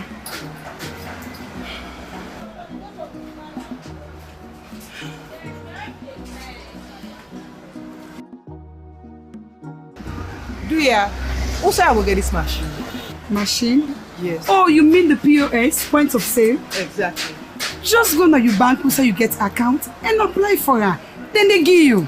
And how are we able to get the card? Because I want for able for the do me business. Well, I will get 1 year back for the workout. This kind of bag and plenty money inside. You dey go to your bank and tell them say you want bank card. Me bank? Me not get bank. I mean the bank who say you open account. I don't even get bank account. Me self not get bank account. Well, when all two can go to any bank of una choice and open accounts with them. And you ain't a business person. You go tell them say you need the POS, not the area who say you don't do your business. And you go to bank and tell the bank workman and say you want bank card, so you go able to buy things where you not go use cash. And with this bank card, apart from the boku money where you not go to pass with, it fast, easy, safe, and not get 1 year back. Your money not go lost, and even if you card lost or then thief them, nobody not able for use them because it gets secret code when you no more know. It fast and it not get 1 year back. The cost of the things the way you don't buy, they transfer from your account to the account of the person where they sell. You no need for go to bank for go take money, for can't pay for the things the way you don't buy. And it's safe no need for go to a bank, for go pay for the things the way you don't sell for the day.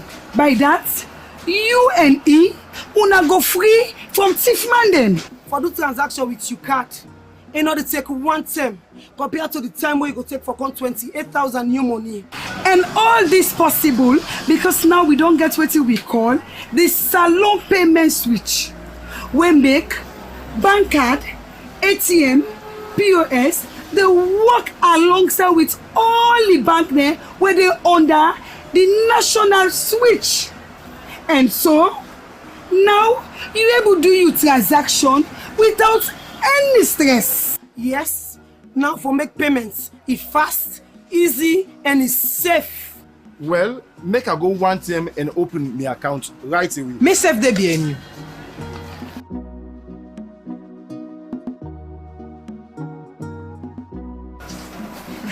Thank you very much. So welcome. Try for me. I love you.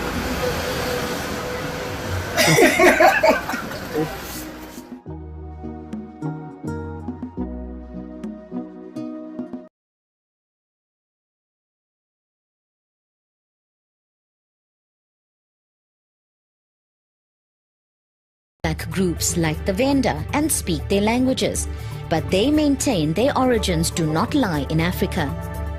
I mean, as I grew up, we were told that we traveled from Judea, settled in Yemen for quite a number of years.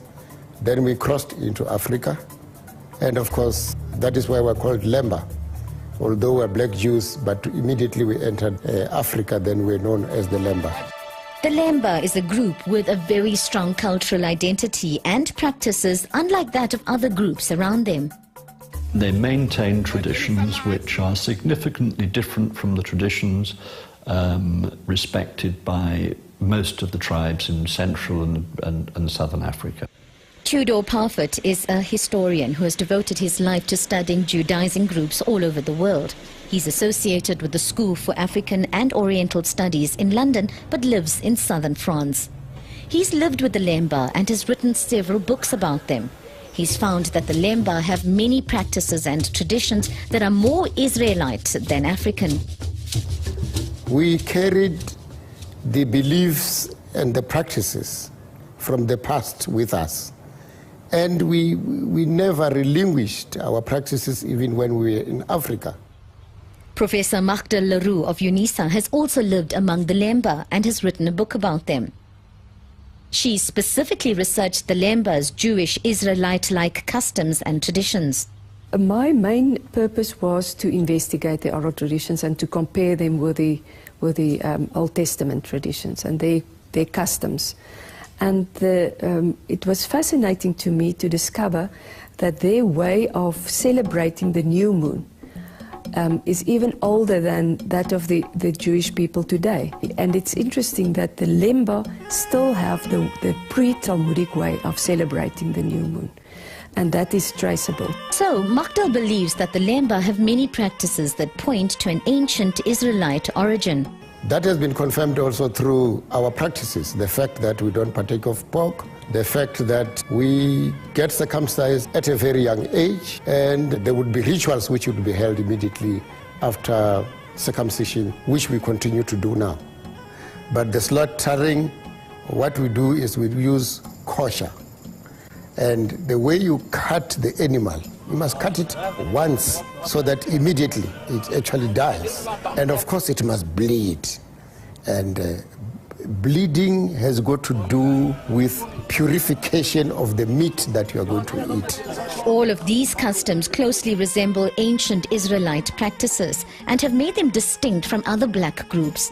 Throughout history, they've been commented upon by early Arab traders centuries ago and by more recent European explorers who came into contact with them. They're also known as Kruger's Jews because as a group they had a good relationship with President Paul Kruger. They've also been called the Black Jews of Southern Africa. But how seriously can one take their oral traditions that claim they are descendants of ancient Israel who have journeyed from Jerusalem to the Yemen and then later on into Africa? I decided to take them seriously. You know, I mean, it's difficult for our Western mind to believe those kind of things, you know, if you can't prove it. But even with proof, it's difficult for some people to believe. Nobody believed in their story. Certainly the local Jews did not believe in their story, and most of them still do not. The whites among whom they lived didn't really believe in their story. While there was doubt about the Lemba's claims, serious research into their practices and traditions continued. In the 1980s, their music was analyzed by Professor Margaret Nabarro, and she concluded that at some stage they had contact with the Middle East. Magda Leroux studied their cultural practices intensely for many years and concluded that they showed remarkable similarities to ancient Israel. Further indications that the Lemba indeed had contact with the Yemen, just like they had claimed, was found by Tudor Parfitt. On a trip to Yemen, he traveled with a local guide. And I told him about my research with the Lemba and how they claim to be from a place called Senna. And he clapped his hands together and said, "I know where that is." And he brought out an ancient map of the Hadramaut. And indeed, right at the end of the Wadi, there was this place called Senna. So the next day, went with the Mukhtar in a jeep right to the end of the Wadi. We found this place. There are still people living there. And then we discovered that a whole range of local tribal names were exactly the same as the tribal names of the Lemba. All of this was really intriguing, but far from proof of their claims. Then, cutting-edge science got involved. In the late 1990s, DNA analysis became available, and Professor Trevor Jenkins at Wits decided to do a DNA study on some Lemba men. They were astounded at the results. The patterns on over 50% of their Y chromosomes were much more closely related to Semitic people than they were to peoples of Africa, in particular the Bantu-speaking peoples amongst whom they lived. The genetic findings are highly compatible with their claims that some of their ancestors, we would now say male ancestors, have indeed come from the Middle East. Within a few years, more sophisticated DNA analyses were done, and Tudor Parfitt and Magda Leroux collected the DNA of 136 male Lembas. They were compared with a whole range of African samples and, of course, a whole range of Jewish samples from different parts of the world. It was a very major study. Again, the DNA was analysed, this time in London, by geneticist Neil Bradman.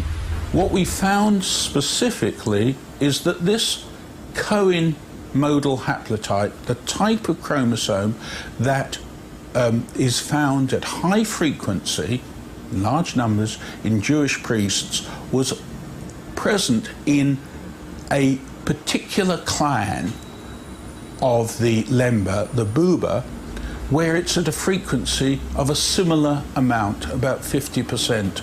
So what we're saying is that the genetic data actually supports the oral history, not what one might have thought would be more likely, refutes the oral history.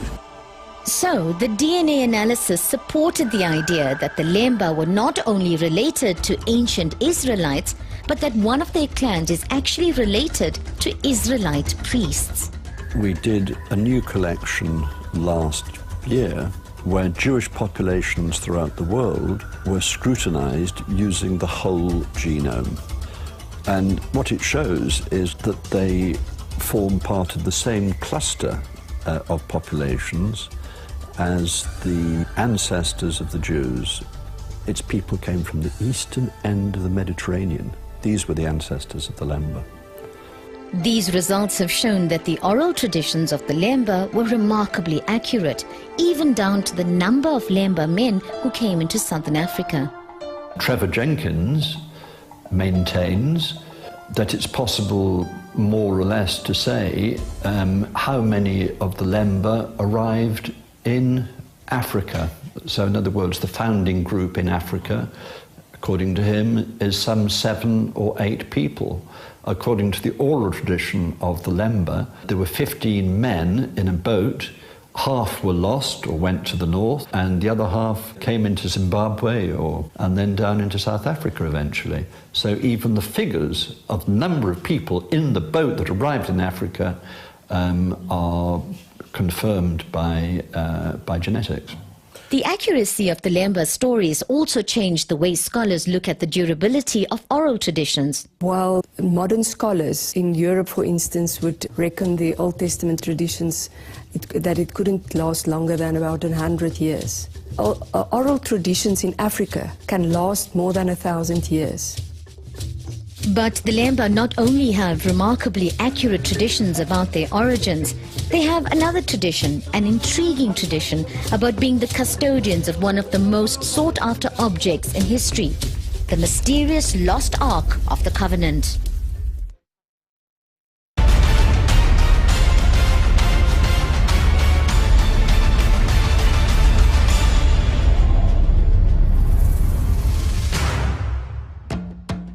Modern science has supported the claims of an age-old oral tradition of a peculiar group of people in southern Africa. They've claimed since time immemorial that they are descended from ancient Israel and that they journeyed first to a place called Sennaar in Yemen and then to southern Africa where they settled. Remarkably, a number of DNA studies confirmed these oral traditions to a significant degree. But the Lemba have another intriguing and ancient oral tradition, a tradition about their involvement with the legendary Ark of the Covenant. Joe Rawlinga grew up with this tradition. We traveled from Yemen into Africa, traveled from the north and came into southern Africa. And indeed, we carried the Ark, which was a holy drum, and I think it still remains holy now. The Lemba refer to this object they identify with the ark as the Ngoma Lungundu, the drum of God. When Tudor Parfitt lived with the Lemba in Zimbabwe, he also encountered stories about the Lemba and the ark. After my first journey through Africa, trying to determine the origins and the roots of the Lemba, I wrote my first book on them. And in it I mentioned the traditions of the Ngoma Lungundu, which comes from an Arabic source. And so in this particular case, a medieval traveller views a group of people travelling south, and they are carrying a mighty drum, and it is referred to by the name of Arahim. Now, Arahim could be Arabic, sounds like it might be Arabic for the All Merciful, one of the names of God. It could also be a slight transformation of the Hebrew word for God, which is Elohim. L and R are often transposed, so it could be a different form of Elohim. Elohim is the Hebrew word used to refer to God, and Parfitt says that if this is the case, men carrying the object clearly had to have some connection with ancient Israel. Magda learnt about the traditions of the Ngoma Lungundu from the Lemba themselves. And they told me, yes, we were the carriers of the Ngoma Lungundu. The priestly family of the Lemba, the Buba, the Kohanim, they were the carriers of the Ngoma Lungundu, and they carried it from the east coast of Africa southwards into Africa. Richard Wade is an astronomer and historian with a special interest in the Lemba.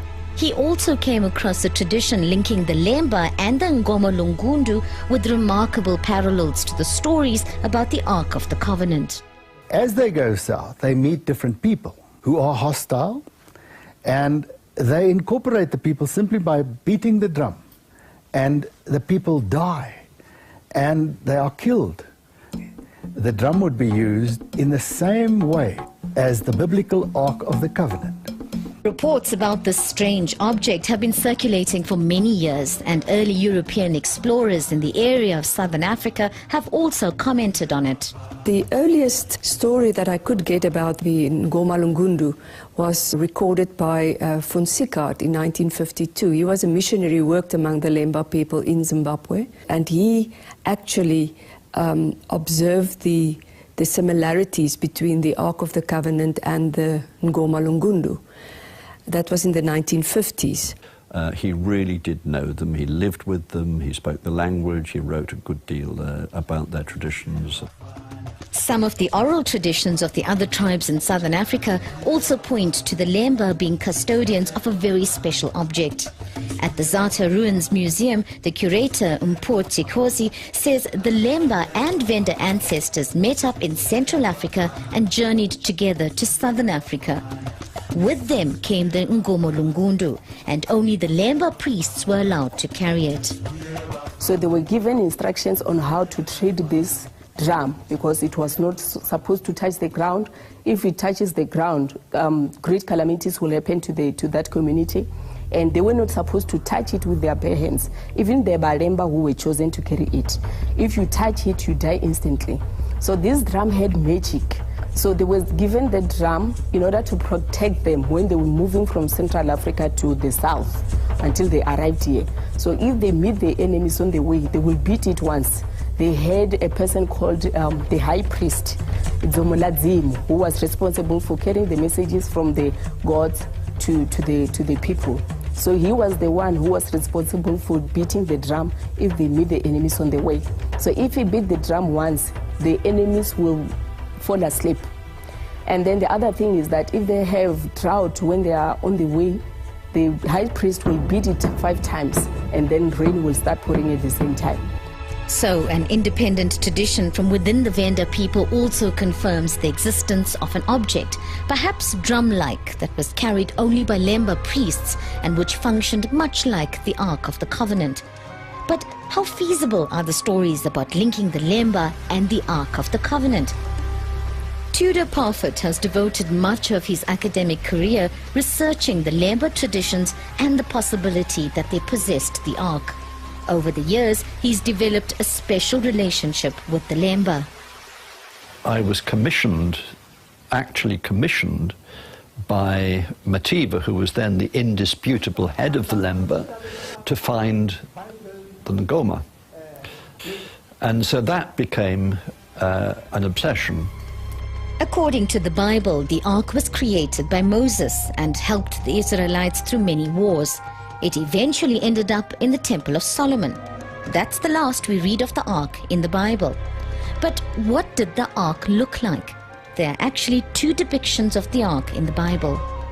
There are two quite different traditions in the Bible, one from the book of Exodus, which describes the Ark as being of a specific rectangular shape, with a golden roof, so to speak, with cherubim on it.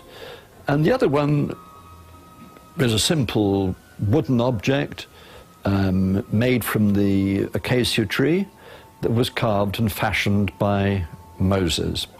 This latter description is the oldest. In the desert, Moses was commanded to quickly fashion all by himself a holder for the broken tablets. It couldn't have involved sophisticated woodwork. Well, what you have is some kind of receptacle that you could put the stone tablets in, and that's it, made by Moses with a penknife. Now, that doesn't look very dissimilar from the Ngoma. Parfit is convinced that the description of the Ark as a well-manufactured, gold-plated object with the cherubim on top is how later generations depicted it. In the desert, Moses had hewn the Ark from an acacia tree. It's described as a simple wooden vessel. It wasn't that big. I would say it depends upon what length you give the cubit, but it's something like that, long, and something like about that high and about that wide, that sort of thing. It's a bit like a big suitcase. It had to be big enough to accommodate the tablets, and it was only made of wood. Other sources, both biblical and extra-biblical, describe the Ark as having some kind of function related to music, perhaps a drum or other percussion instrument. According to the biblical account, the Ark was covered over with a leather that was taken from the back of a sea mammal that's to be found on the shores of the Red Sea to this very day, something like a large seal. And, you know, when you've got a wooden object and it's covered over with a leather, you immediately start thinking of a drum. That's what a drum is. It seemed to me that there is some suggestion in the biblical text that the Ark was actually a kind of musical instrument, as it was a kind of weapon. But we don't know. All we have is the text. But we know, for instance, that people danced in front of it. David did. We know that it formed part of a musical procession around the walls of Jericho. It was preceded by trumpets. Well, perhaps it was some kind of a musical instrument. It was also a weapon, and the Ngoma similarly was a musical instrument, and it was also a weapon. Whatever the Ark looked like, it's believed to have vanished sometime in the 6th century BCE, at the time of the Babylonian capture of Jerusalem. It's never mentioned in the Bible again. However, many believe that the Ark was spirited out of Jerusalem by the priests to protect it and to ensure that it didn't fall into the hands of the enemy. This is supported by the fact that the Babylonians, who were known to always carefully list the spoils of war, never mentioned that they found or captured the Ark in Jerusalem. If the Ark was spirited away, where could it have been taken to? There have been many theories about this, and Tudor Parfit has examined them all. A well-supported theory is that it's in a church in Aksum in Ethiopia. However, Parfit dismisses this possibility. A lot of Ethiopians believe that the Ark is there, but nobody has seen the Ark because nobody is allowed to see the Ark. Now, it just so happens that a certain Professor Edward Ullendorf, who was the professor of Ethiopian languages at the University of London, and with whom I worked for some years, was an officer in Ethiopia during the Second World War. And he was in Axum, went to the church where the Ark is supposed to have been, the church which nobody is allowed to enter, but then with the dignity of a British Army uniform on his back, he went in, he saw the Ark, and as one of the greatest authorities on Ethiopia in the 20th century, declared unequivocally, this is not old, this has nothing to do with the Ark of the Covenant. Furthermore, the claims that the Ark is there in Ethiopia are also relatively recent. There is no evidence at all that it's in Ethiopia, and all the work that's been done demonstrates without any doubt at all that in the medieval period there was no tradition of the Ark being in Ethiopia. Parfit also examined claims that the Ark had been taken to Elephantine in Egypt, but couldn't find any solid evidence that it was ever taken there. At some stage, he was even summoned to Papua New Guinea, where a tribe claimed they had seen the Ark on the bottom of a lagoon. And I thought, well, it would be interesting to go on to Papua New Guinea and go to the lagoon on the Fly estuary where the Ark of the Covenant apparently was sitting. But nothing was seen, nothing could be seen, and that was the end of that. And I kind of thought it was interesting that the tradition was believed in with such passion. When none of the theories panned out, Tudor decided to follow the advice of a mentor who told him that in the quest for the Ark, he should follow the priests because they were always the custodians of the Ark. And DNA analysis had placed Israelite priests associated with an Ark-like object, first in Yemen, and then later the same group surfaced in southern Africa. As time went by, Parfit became more and more convinced that the lost Ark could possibly be somewhere in southern Africa.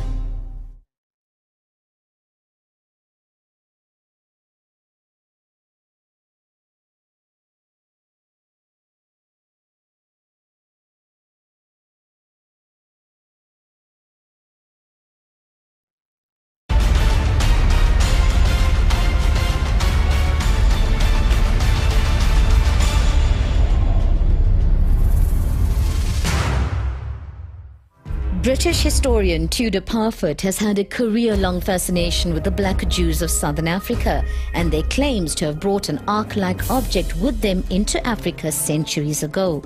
He had examined textual, archaeological and medical evidence and was sure that their oral tradition about their association with the Ark was not that far-fetched. In 2007, he got a call from Africa. I was given a tip from a white South African. He said he'd found the Ngoma, and given that I'd been looking for a good time, I was interested, to say the least.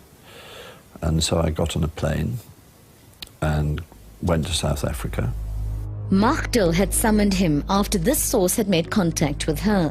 When Parfit arrived, they went on an expedition into the Soutpansberg Mountains to look for the Ark. Along with Professor LaRue, we went up into the Venda area to where this great Ngoma allegedly was. When they arrived at the village, they discovered that over the years, many replicas of the original Ngoma have been fashioned, usually to represent the Ngoma in ceremonies or to help safeguard it or simply to confuse enemies. After getting permission from the elders of the village, they were shown a number of drums in a hut.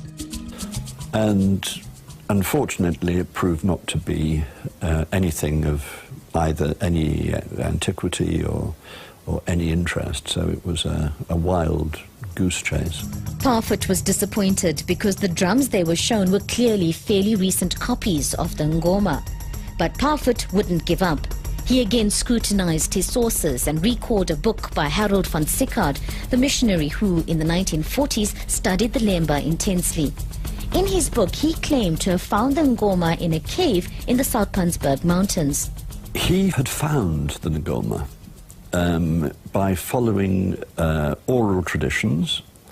He managed to follow it back to a particular cave in the Limpopo Valley, but apparently there was a skeleton lying next to the Ngoma, And local traditions seem to support the idea that this was a priest that had died, presumably the last guardian of the Ngoma.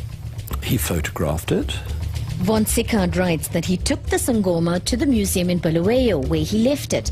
Parfit followed up, but nobody at the museum knew anything about such a drum or ark or Ngoma. Nobody had the foggiest idea what I was talking about.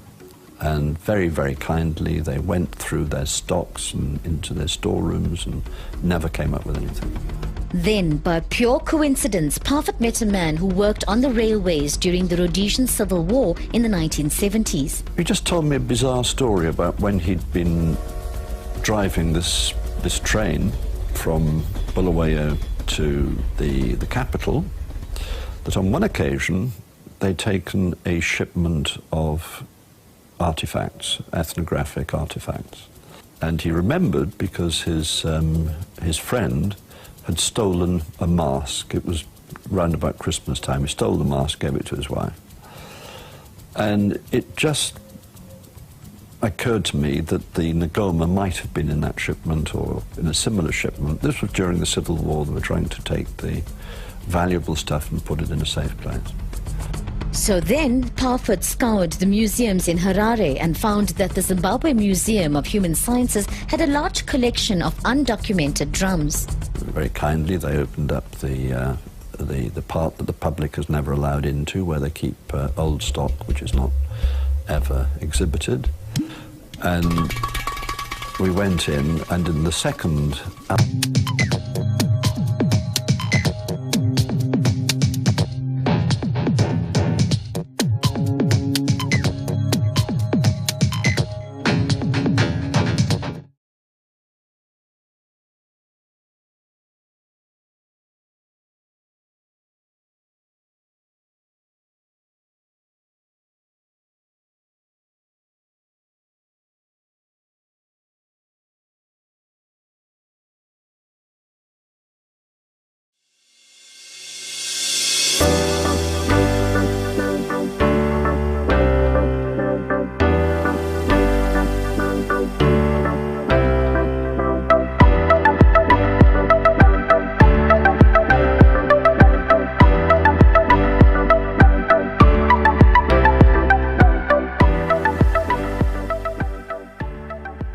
We are the national broadcaster, and I am Sulaiman Baba Toure, a reporter and presenter at the SLBC. Your voice, my voice. From the commercial department, I am Regina Bangura. You are watching SLBC. Your voice, my voice. I am Jonathan Turner, a reporter for Sierra Leone Broadcasting Corporation, SLBC. As a reporter, I do stories on education, health, politics, and more. Stay glued with SLBC to watch my stories. Your voice, my voice. Lucian Ganda, producer Weyus, and producer and presenter Christian Editions on TV. This is the SLBC. I am William Wise, presenter Weyus and also reporter at the SLBC, and this is the SLBC.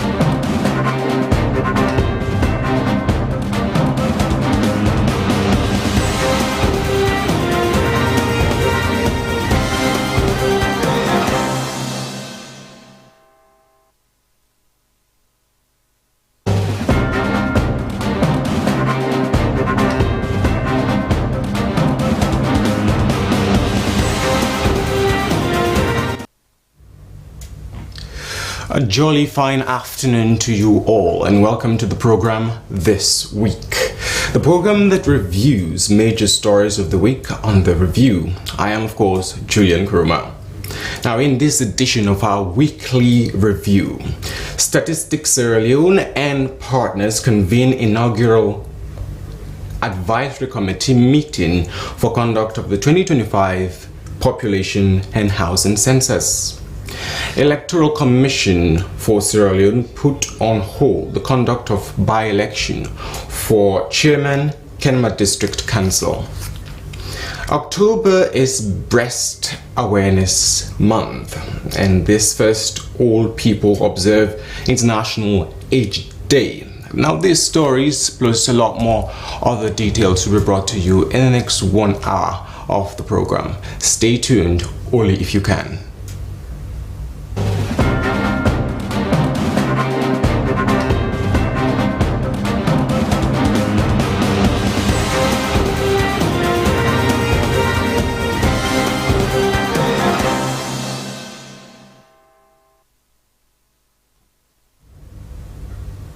Again, you are wholesomely welcome to the program this week. Let's quickly jump into our story that made rounds on Monday, the 30th of the 9th month, 2024. Now, on Monday, the Electoral Commission for Sierra Leone, ECSL, has put on hold the conduct of the by-election for Chairman Kenema District Council, pending hearing and determination of the matter before the High Court of Sierra Leone. The decision by ECSL was as a result of controversies that have surrounded the process following the death of the Kenema District Council chairman. Moving on to another brilliant news, the people of Rumendi Chiefdom have finally had the opportunity to welcome their new paramount chief. That chiefdom in Kenema district was without a paramount chief for over 4 years due to dispute over the outcome of the last chieftaincy election held in December of 2020. Now, our own Sorikama witnessed the ceremony when Baifonte II was officially presented to the people in his chiefdom. Let's look at the report. On behalf of the government of Sierra Leone and by the power vested in me as Provincial Secretary,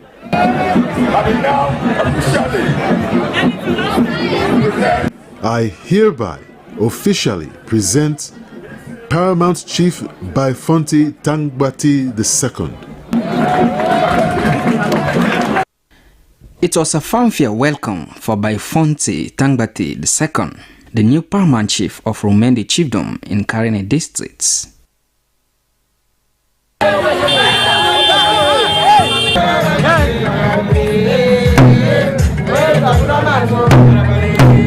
School pupils, fellow paramount chiefs, former schoolmates, and people of Rumendi were all there.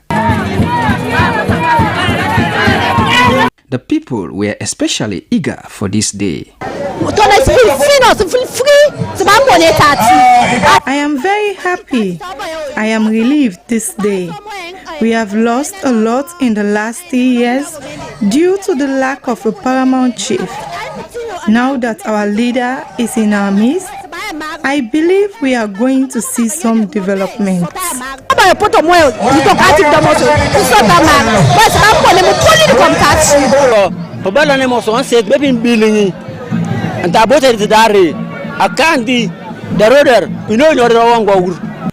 chiefdom was like a house without its doors.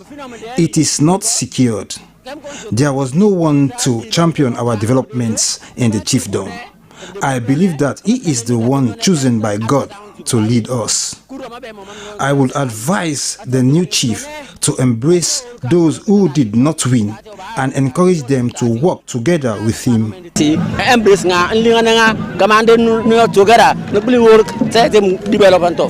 Chiefdom Youth Chairman said all they wanted was peace. He encouraged other young people to work together for their chiefdom. Let me say 99% of the youth them waiting at Rumendi, so they don't tire of waiting to go on.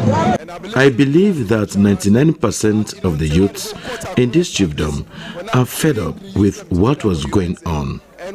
I have been going around engaging other youths about peace, and I believe that this event could finally bring peace.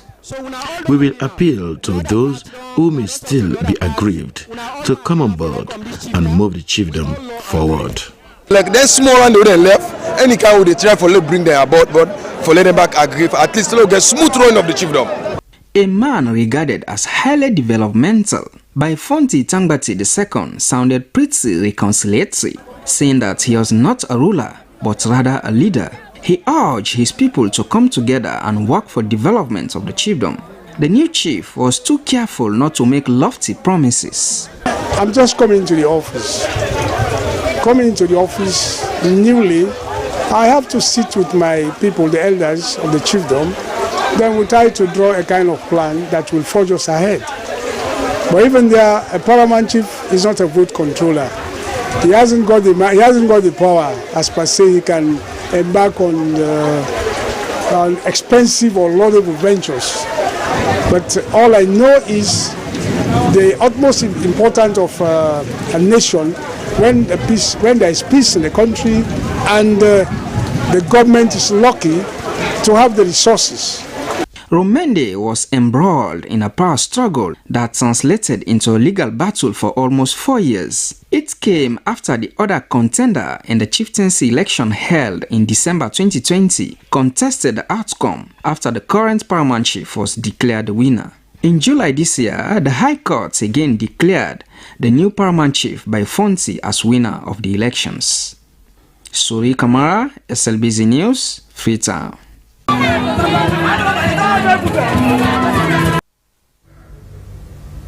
Now, if you're just tuning in, you're on with the program this week.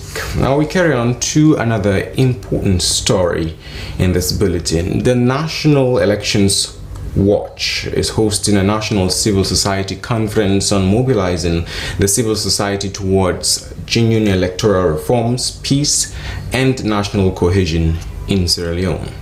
The 2 days engagement is aimed at discussing the role of civil society in advancing the implementation of the recommendation put forward by a cross-party committee on election. Now, reporter Ibrahim Samura tells us more. This National Civil Society Conference was an opportunity to build consensus on electoral reforms based on the recommendations put forward by the Cross-Party Committee on Electoral Systems and Management Bodies, known as the Tripartite Committee.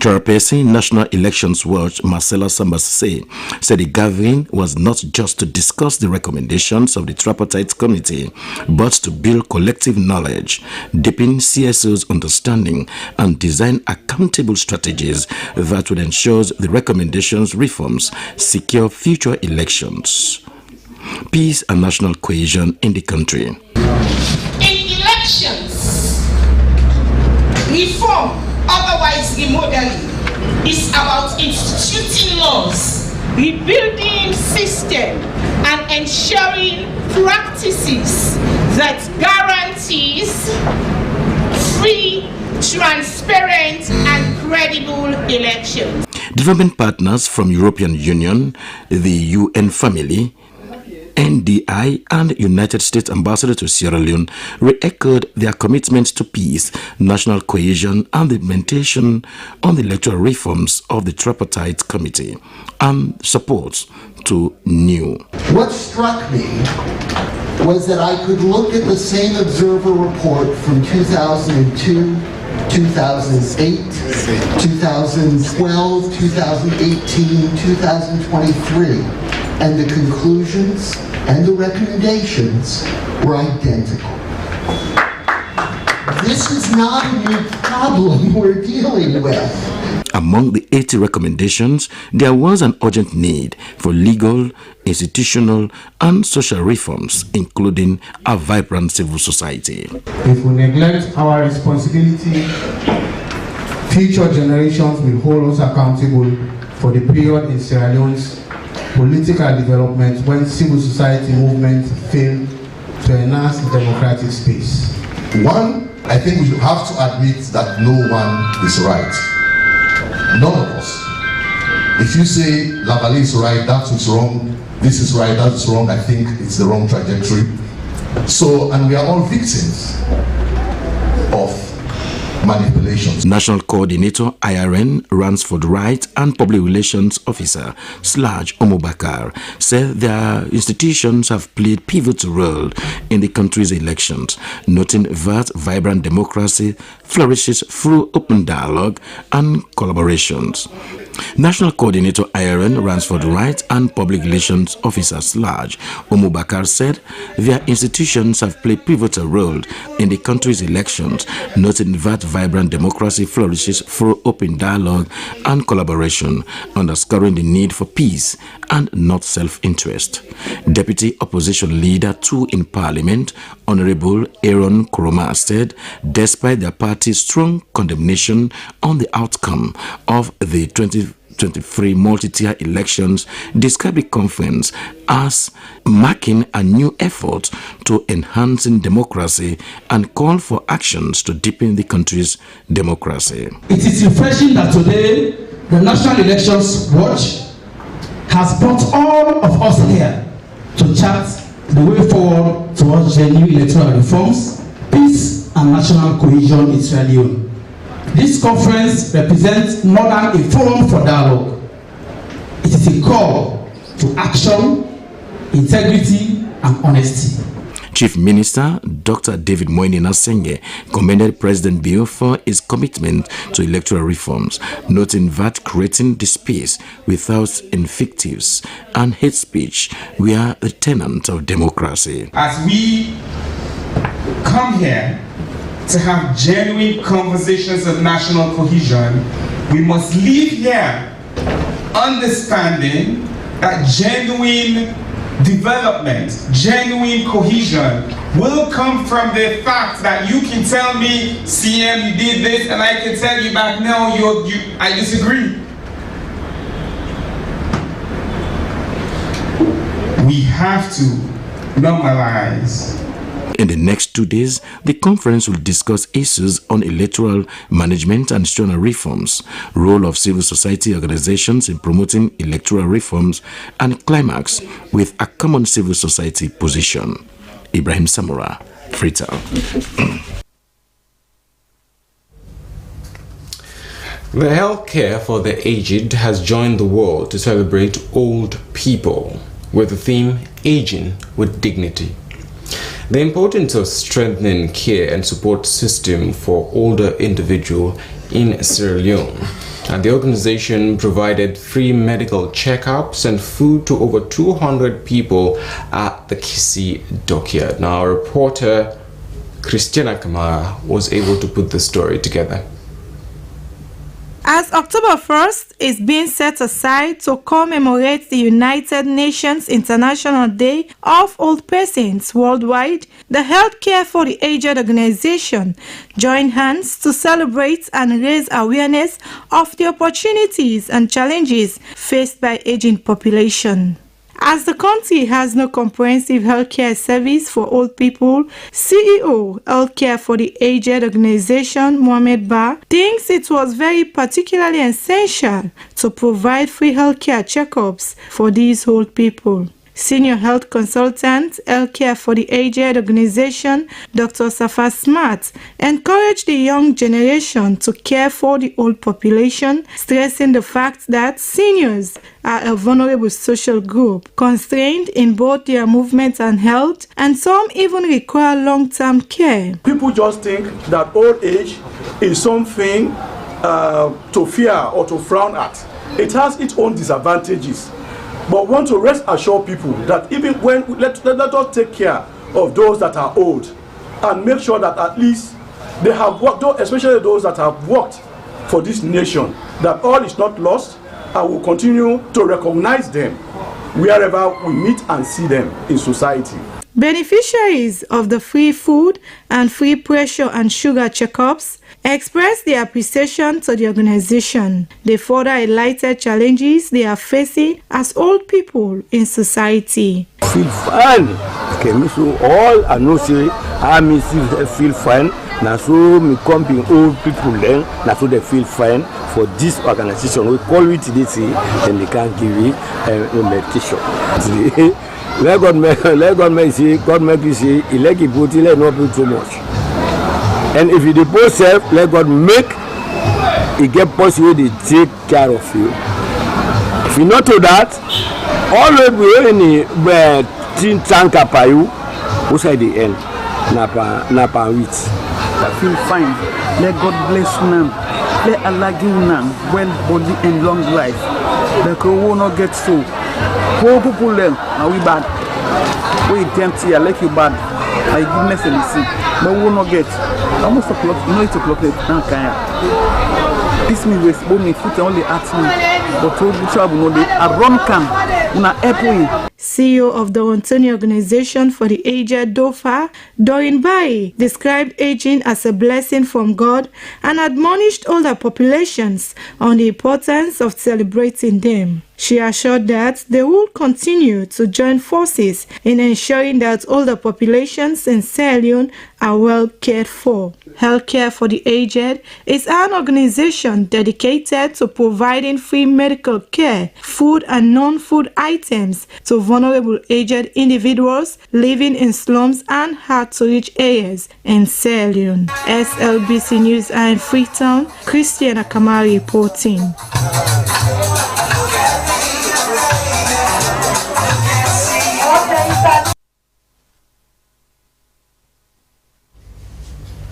And now moving on, civil society activists in Moyamba district have raised concern over the prevalence of maternal mortality rate and called for urgent action to tackle the situation.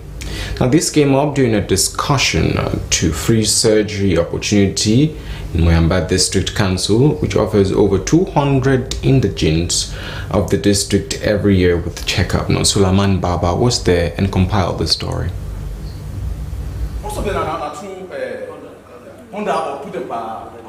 Though there were other health issues discussed during the validation of the draft development plan for Moyamba, the predominant amongst them was the constraints pregnant women and suckling mothers go through during childbirth. A member of the Health Support for Peace and Education, George Banga, said most women in the district deliver their babies on their way to the hospital or clinic and some in his arms. So some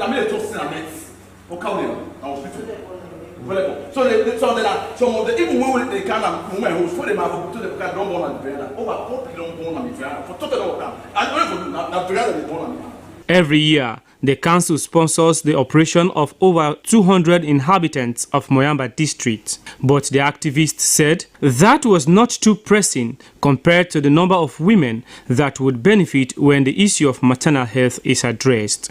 Considering the importance of the two, District Medical Officer Moyamba District advised the council to maintain the free surgery and find ways to incorporate maternal health. He said the rate of maternal health in the district was not that alarming, but blamed the bad road network for the constraints women were faced with. The roads in Moyamba District in some of the areas are terrible. If you're going down to Shenge, which is Kagboro, currently the roads are cut, you cannot reach. So if you want to refer a woman, it will be very difficult to reach the same day. And that possibly puts some delay in arriving. People have to use motorbikes to transport pregnant women and children to be able to reach. So there is a problem of... Authorities from the council promised to address the issue and ensured it was captured in the development plan. SLBC News, Sulaiman Babatue reporting. And now the Ministry of Environment, in collaboration with Global Environment Facility and UNDP, have convened a workshop to validate GIS draft report, which is designed to assess land use and land cover change in the Western Area Peninsula National Park. Now, the document is part of the policy's effort to address the pressing challenges facing the park, which is a crucial hub for biodiversity and essential ecosystem. Our reporter Esther Sacco was part of the workshop and she brought this news. The Western Area Peninsula National Park, which covers approximately 69,820 hectares, is part of the upper forests of Western Area biodiversity hotspots. The park is under severe threat from rampant deforestation, driven by agricultural encroachment, urban sprawl, and industrial activities. Project Coordinator Bintu Mosiri from the Ministry of Environment and Climate Change emphasized the alarming rate of deforestation and need for collaboration to restore the region. One of the things that's why we are here today, we've done the validate the GIS on land use land cover change, which the consultant is validating. We want to see what is happening, what has happened over time since the forest was, or the national park was declared as national park. Up to now, what is happening? We want to benchmark before ever we do sustainable integrated management. According to the project consultant, Joseph Mada Kande, the GIS draft report indicates that forest cover has declined significantly, with a 73.99% decrease in transitions from water to forest between 1974 to 2013 and 2013 to 2024. That park provides 95% of Freetown's water. For the Guma Dam is situated there. So we are not very careful before we end up cities. The water, the dam will disappear, people start building houses and other things there. So it's vital that we maintain the park.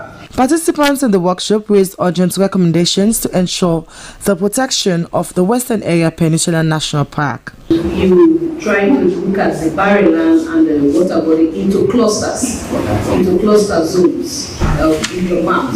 So in these cluster zones, we want it to be in clusters to prioritize intervention according to the urgency of the state of each cluster.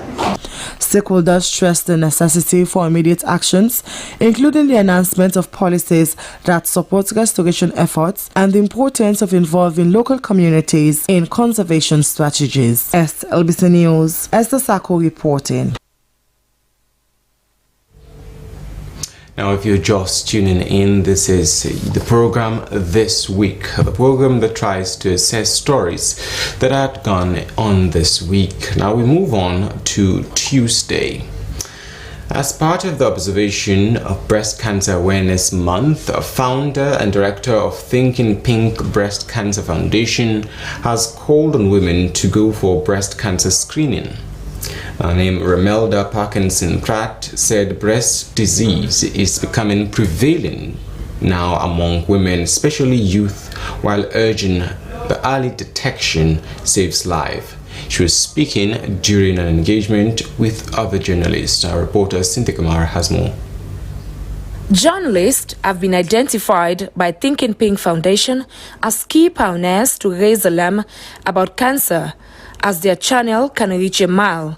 October every year is observed as Cancer Awareness Month to guide women and girls on ways to identify and detect the disease. The theme for this year is Together We Can. Even though the disease is dangerous, it is also preventable, said founder and director of Thinking Pink Breast Cancer Foundation, Ramelda Parkinson Pratt. If we catch it early, it's easy to take the lump out.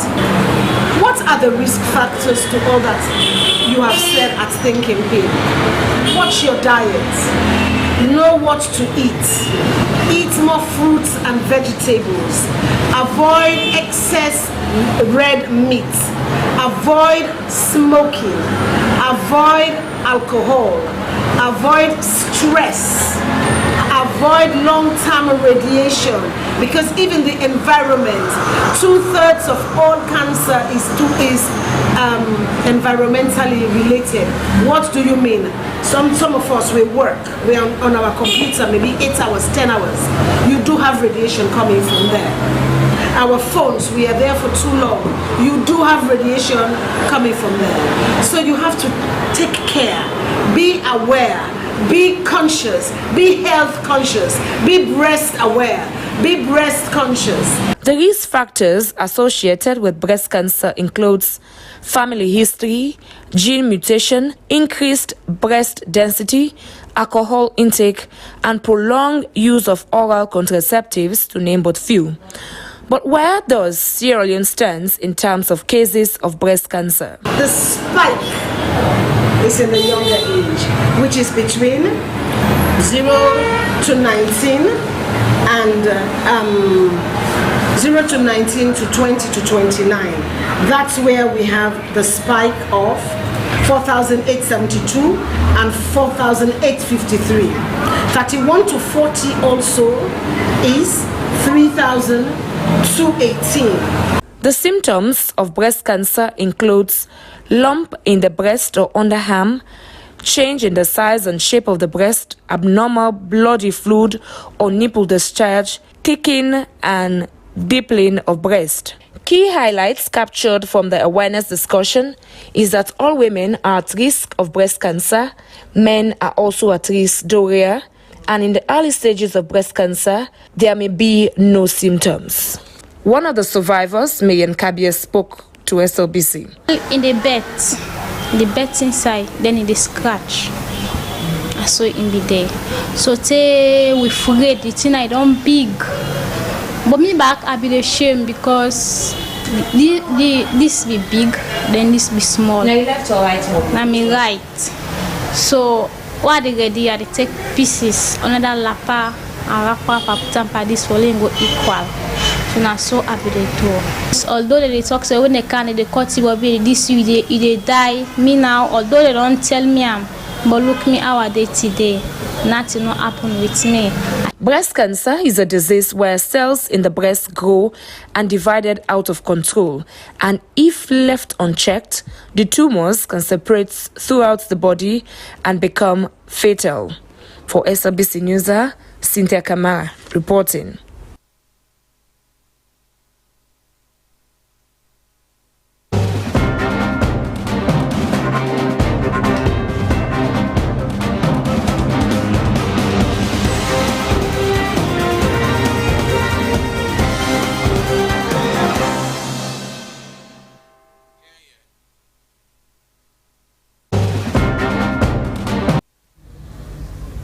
You're still on with the program this week. Now, moving forward on stories that was published on Tuesday.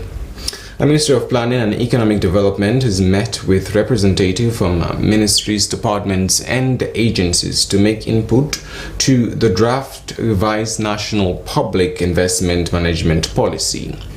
A discussion were centered on integrating climate change actions and gender mainstreaming in public investment programs. A reporter, of course, Joseph Toure, was there and compiled this report.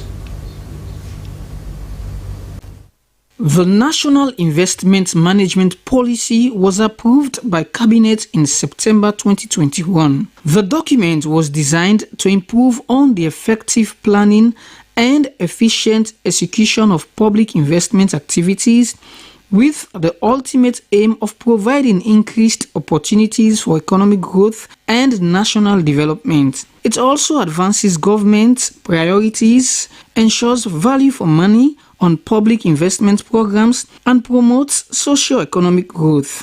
A recent climate public investment management assessment jointly conducted by the government, the World Bank and the IMF recommended that the strategy be revised to integrate climate actions and gender mainstreaming in the public investment programs. It also called for streamlining the roles and responsibilities of the various national investment institutions. Going forward now, all public investment projects that we do has to be climate smart. In other words, we have to see how they are resistant to climate and how they are adaptive to climate. In addition, we also have the elephant in the room, the elephant of mainstreaming gender. We want to ensure that whatever public investment decision that we do, gender issues are taken very seriously.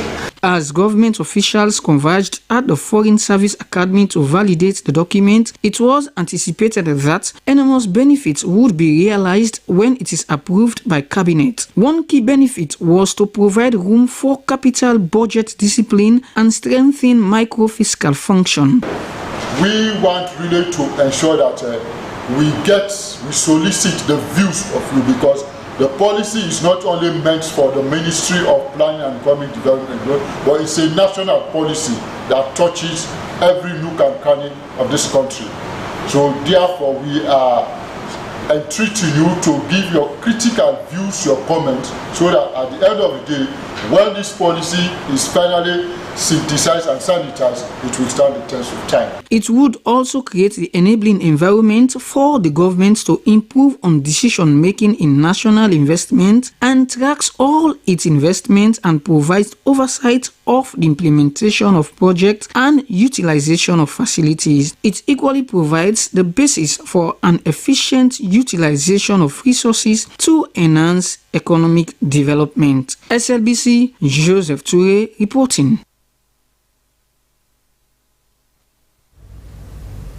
Now, this is the program this week, the very program that starts to review the stories that has gone on from Mondays through Friday. Now, we're still on stories that began to air on Wednesday.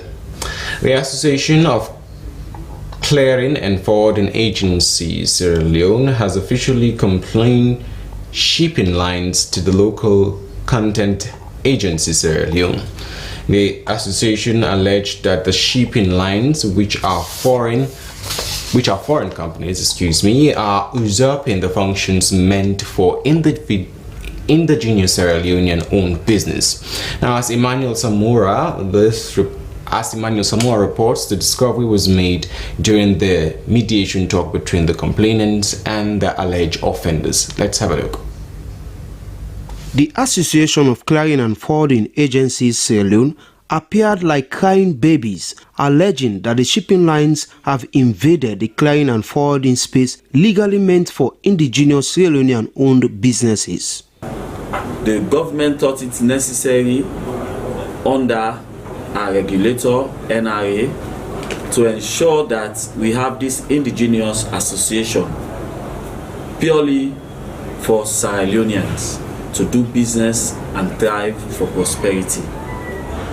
Foreign companies who are operating in the shipping world have these tendencies of usurping our functions.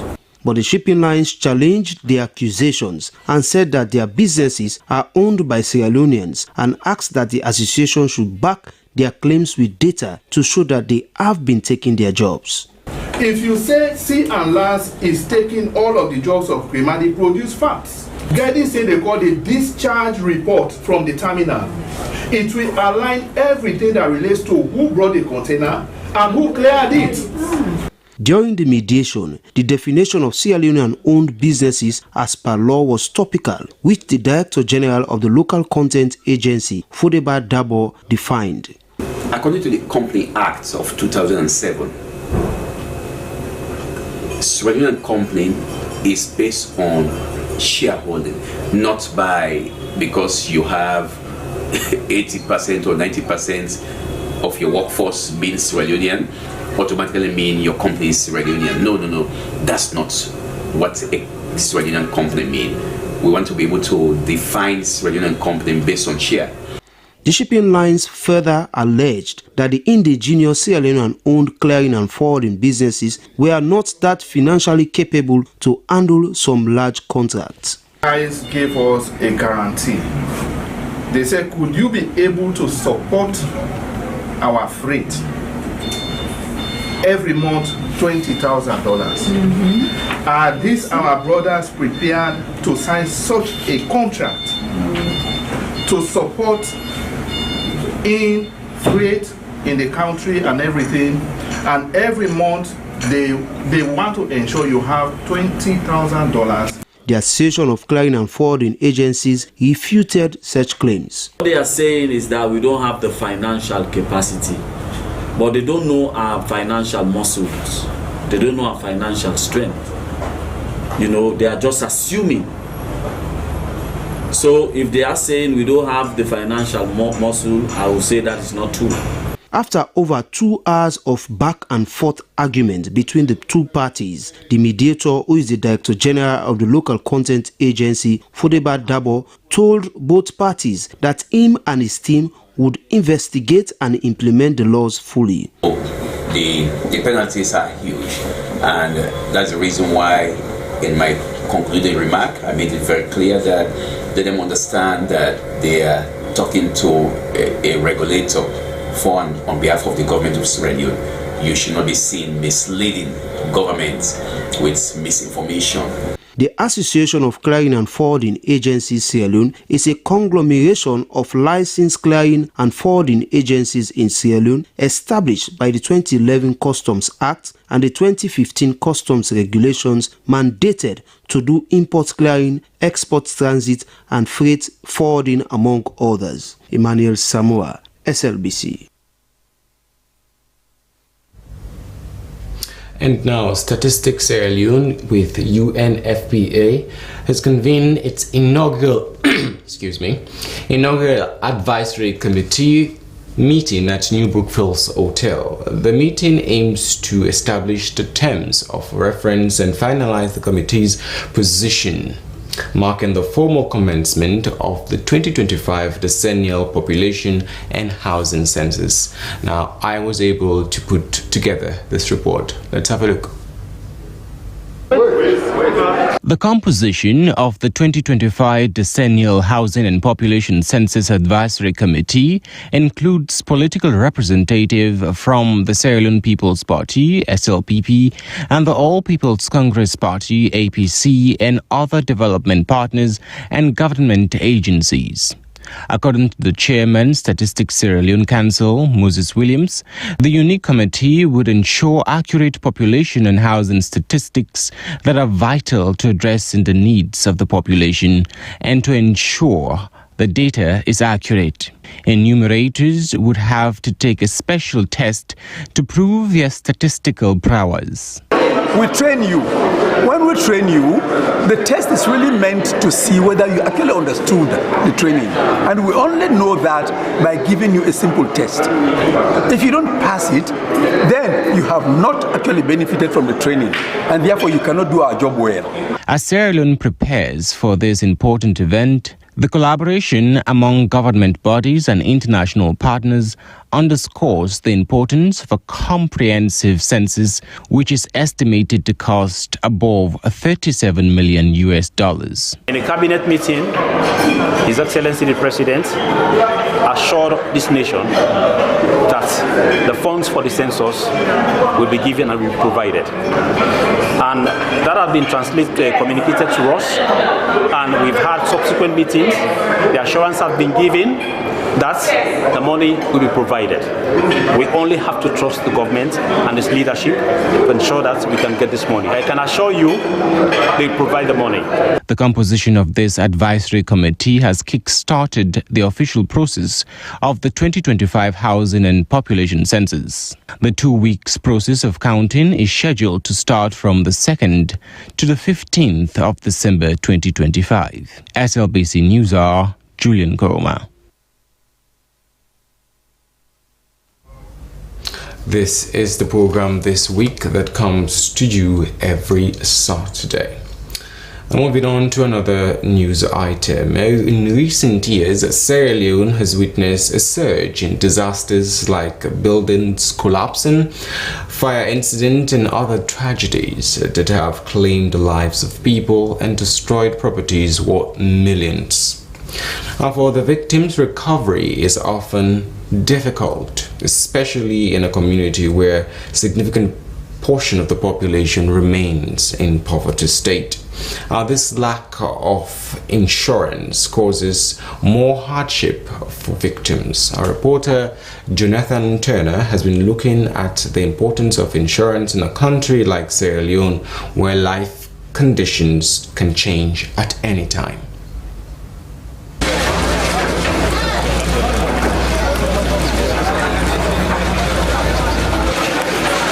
While the frequency of buildings collapsing and fire accidents are growing at an alarming rate, only few people have thought about insuring their businesses or property. This negligence has driven some people out of business, some into poverty when they were visited by certain tragedy. A lack of compliance with insurance regulations by many citizens is rife, and many do not even believe in the idea of insuring their property. It is against this background that the government in the year 2000 introduced Sierra Leone Insurance Company. SLECOM's Deputy Commissioner Sheikh Matia said they always ensure that claims are paid to beneficiaries when needed. Yet, many people are either unaware of or indifferent to the importance of insurance, leaving themselves vulnerable to devastating financial losses. Indeed, insurance companies pay claims. We make sure that they pay claims. Whenever there is some amount of discrepancies or whatever, then we come in and settle it, right, to the best of our knowledge in insurance station, so that people will have easy access to our office through our provincial offices, liaise with them, tell them about the compulsory insurance issue, about all the rest. For a broker, Joshua Boni, distrust of insurance companies is one of the major reasons why many Sierra Leoneans are reluctant to insure their homes, lives, and property. The insurance side to the client is that the client also feel that the insurance companies are taking money away from them without compensating them when the actual things occur. So the basic issue or challenge that I would say we as practitioners are facing is one of trust. And I believe that if that element of trust is worked on, the industry can be a better tool for the economy. With over 4 decades in the insurance industry, Ambassador Ali Issa Bangura, Executive Chairman of Sierra Leone Insurance Company, has seen firsthand how non-compliance with insurance laws has worsened the impact of disasters on individuals and communities. Despite his company's compliance with all legal frameworks, individuals continue to shy away from insurance coverage.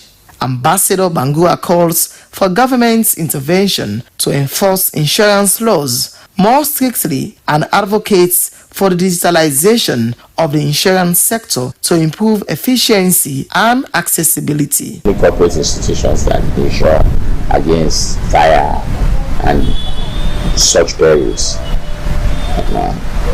Individuals, no. I can tell you 90% of the houses in Sierra Leone are not insured. We all know that. But there's a law that says tenantable properties must be insured. It is in the act. But the question is enforcement. How do we enforce that?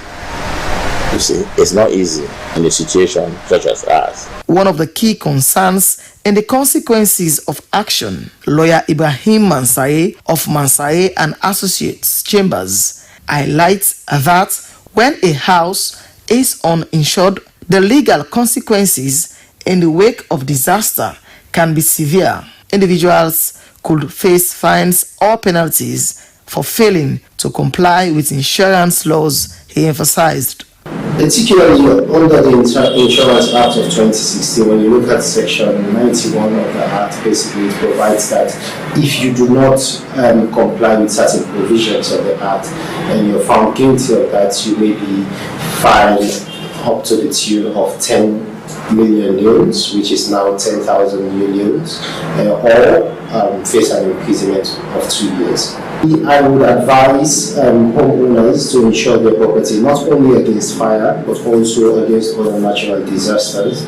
Despite these challenges, there are still citizens who recognize the crucial role that insurance plays in Sierra Leone's development and their personal safety. For these individuals, insurance represents more than just a financial tool. It offers peace of mind and protection against unforeseen tragedies. We are seeing this disaster everywhere.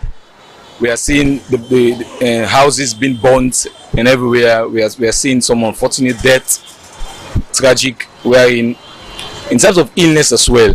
We are seeing so many people in some deplorable condition, except they have to come to the masses to ask for financial help and all of these things. If as Sierra Leonean, if you are part of this insurance, then it's a step in the right direction. Yes, I trust insurance company because waiting do a better way. I trust insurance companies because it is better that I have somewhere to save money than to spend all the profits after sales. Now I know if something goes wrong with my business, they will come to my aid. But if I go back to the insurance, then go able for help me. Education and awareness campaigns led by both government and private stakeholders are critical to reversing the current trend. In Sierra Leone, experts in the insurance industry say many citizens do not engage in insurance activities such as insuring their life, houses and other property, which in returns hinder them in terms of adversity. In a nation where disaster can strike without warning, the importance of insurance cannot be overstated. It is time for all Sierra Leoneans to embrace this vital industry for the protection of their lives, property and future. For SLBC News, Jonathan Turner reporting.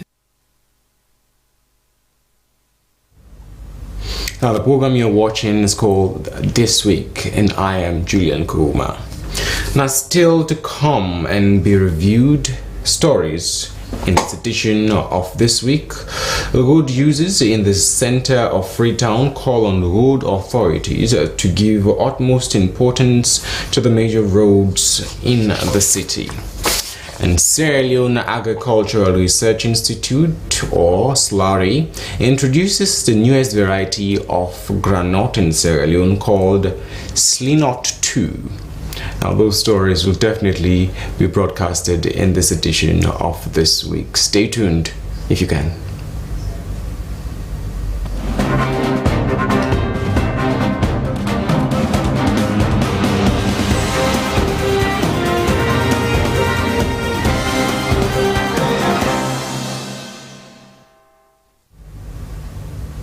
Welcome back to the program This Week. I am Julian Kuruma. Now let's move on to stories that began to air on Thursday.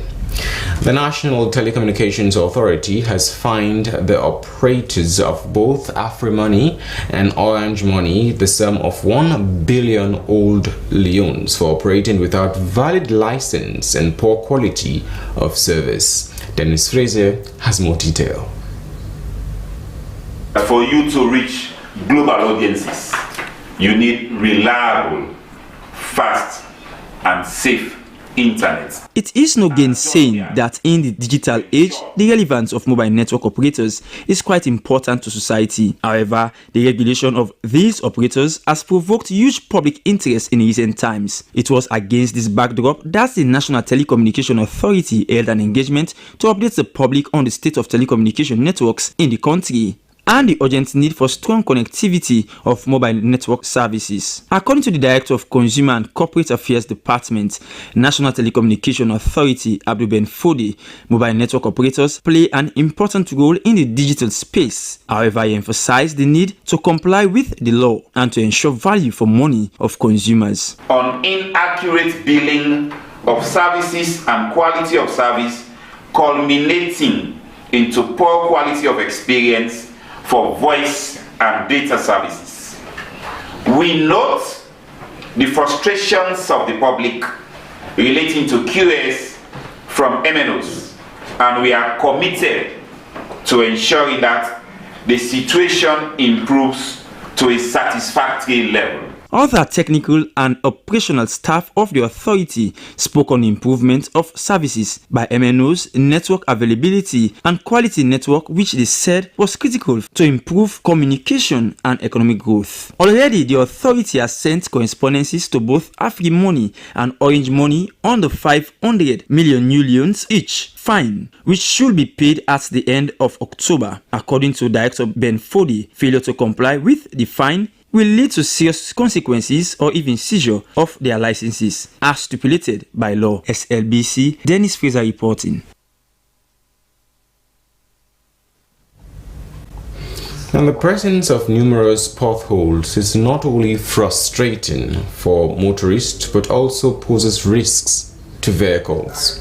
Now, road users in the center of Freetown have called on road authorities to give utmost importance to the major roads used in the very city Freetown.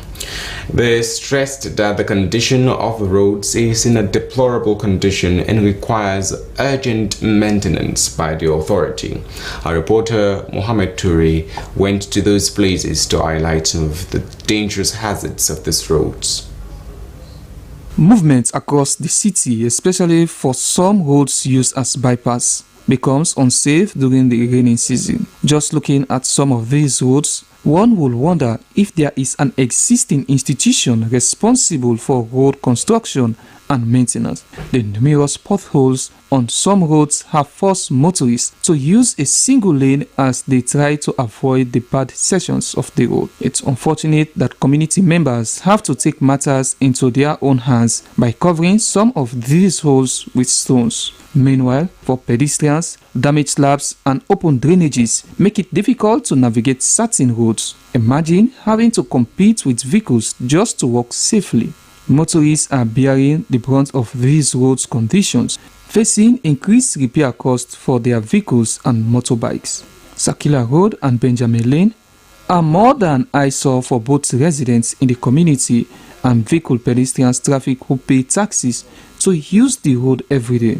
This is the same road many government officials use to and from work. Yet nothing has been done to quickly fix this road and all other roads and side streets that need urgent maintenance in and around the country. Augustine Fengai, Keke rider, shared his first-hand experience, highlights the impact on riders. Frequent visits to mechanics and expensive spare parts are taking a toll. They really affect me because they make you go to garage fast. They put you workshop there, they put you machine there. You go to garage, you pay beaucoup money because right now parts then there. The deplorable road is affecting us as riders in the city. It is causing us to visit mechanics. Spare parts are very expensive. Some passengers will even complain when entering potholes. When you step on the brake frequently, it will finish sooner than expected, especially the brake seal. The mass brake frequency, they make the brake sealers have the boss because brake not to the mass fast, and it cause problem to the machine. So that all they affect you. Kelvin Amakusia said the danger of navigating these roads at night is a serious concern. Potholes can be treacherous when not visible.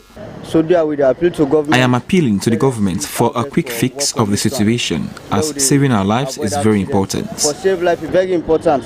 Chairman, Regent Road Drivers Organization Hassan Kamara said the struggle faced by drivers accessing these roads, especially with Wakafine buses, emphasized the urgency for improvements. Like the roads and now they pass right now, the road are not part of. So this circular road there. Roads in the city are in terrible condition, making it difficult for us to access them, especially with the Wakafine buses.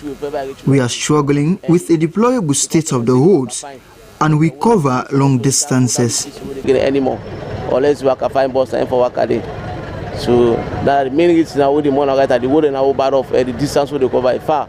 Despite efforts being made to improve road infrastructure, the truth is that road and streets, especially in the city, are an eyesore to the public, let alone investors and tourists. Some Sierra Leoneans are truly unpatriotic. Some of them clean their homes and deliberately dump the debris into the already narrow drainages or roads being constructed by construction companies on behalf of the government. SLBC News, Mohammed reporting.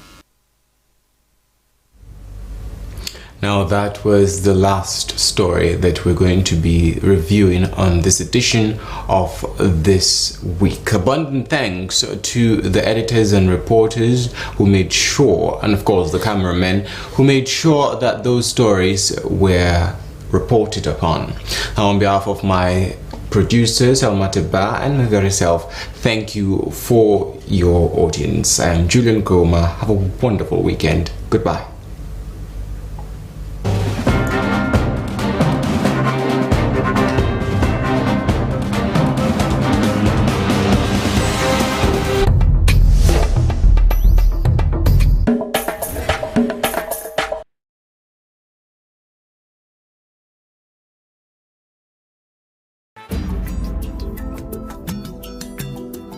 Where you ready for the Zoom meeting today with the investor them? Yes, boss. I'm ready for the meeting today. And I don't download all the reports they sent to me on the internet. Make sure so you get super connection, because I don't want one problem during the meeting. Everything is okay.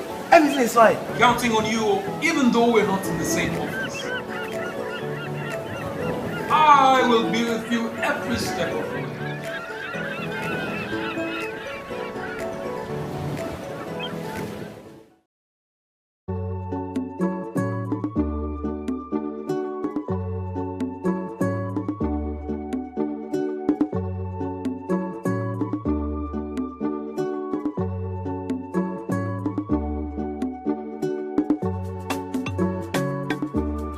Oh my goodness.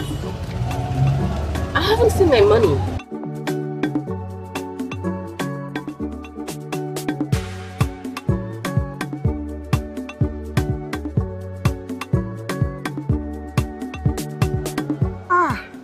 What sort of embarrassment is this?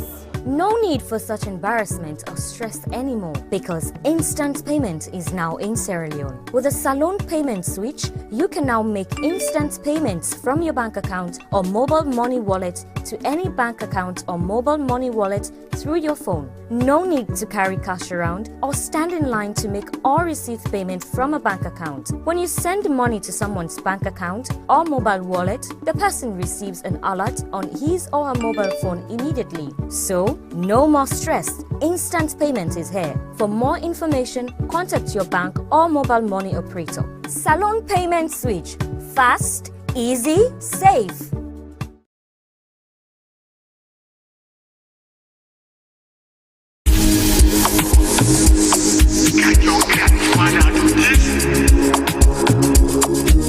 It's your boy Muscle. Tens on the mix, then you know it's a hit.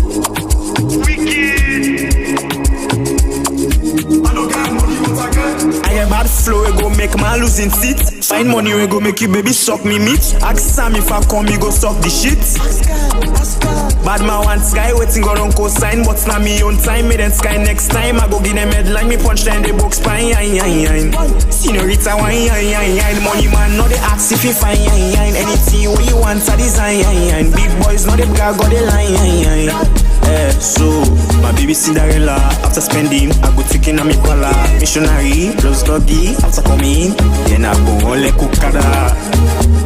Man, for they give me applause. My boy, big engine and then I got 5 girls on me DM, cause I guess she goes on my neck, real eyes when they blink past stadion. Rich down go 10, a ball pass Messi. Now me mama and prayers where they always protect me, so me not see anybody will go come test me. Must pull up in a jet ski. I don't get money, but I got God. I don't get money, but I got God. I don't get money, but I got God. I get God, me I get God. I don't get money, but I got God. I don't get money, but I got God. I don't get money, but I got God. I get God. I get God. God. I get God. God. I get God. I get God.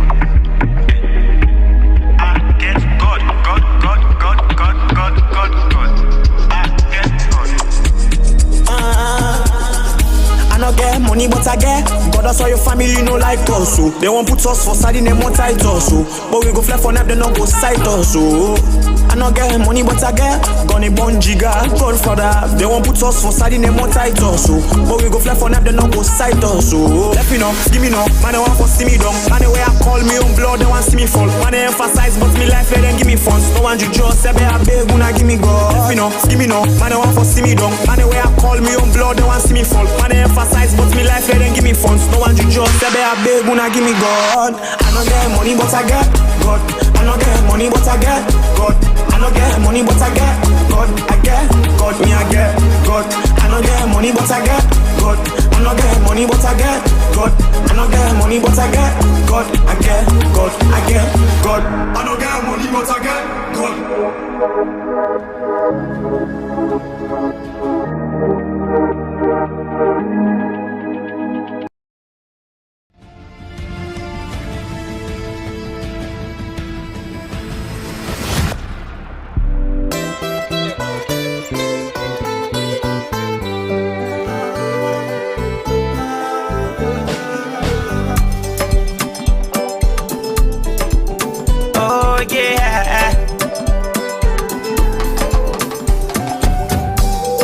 Say if I no get money, me not so you party. You say I will let Congolese, oh no, say me not nobody. You say me serving na kowata, and me salad na try carry. I make a try for change me position, so one day you go call on me, Mr. Money. No hesitate, cause I get money. I get 3 billion now overseas. If you shake body, I go spray money. I said this the true story. If money not there, you not get money. They make me say but they change position. So what did they go call on me? Call on me. Call on me. Say me I know say me best friend can be me worst enemy. Say me I know say the people where I like na them go they jump for. Me mama be tell me say na poor man they can turn to butter. I'm not born for suffer. I go enjoy myself and scatter the dollar. Big for you don't get money. Nigga don't get money. Salon DJ then get money. If you need money, make it call on me. Call on me, Mr. Money.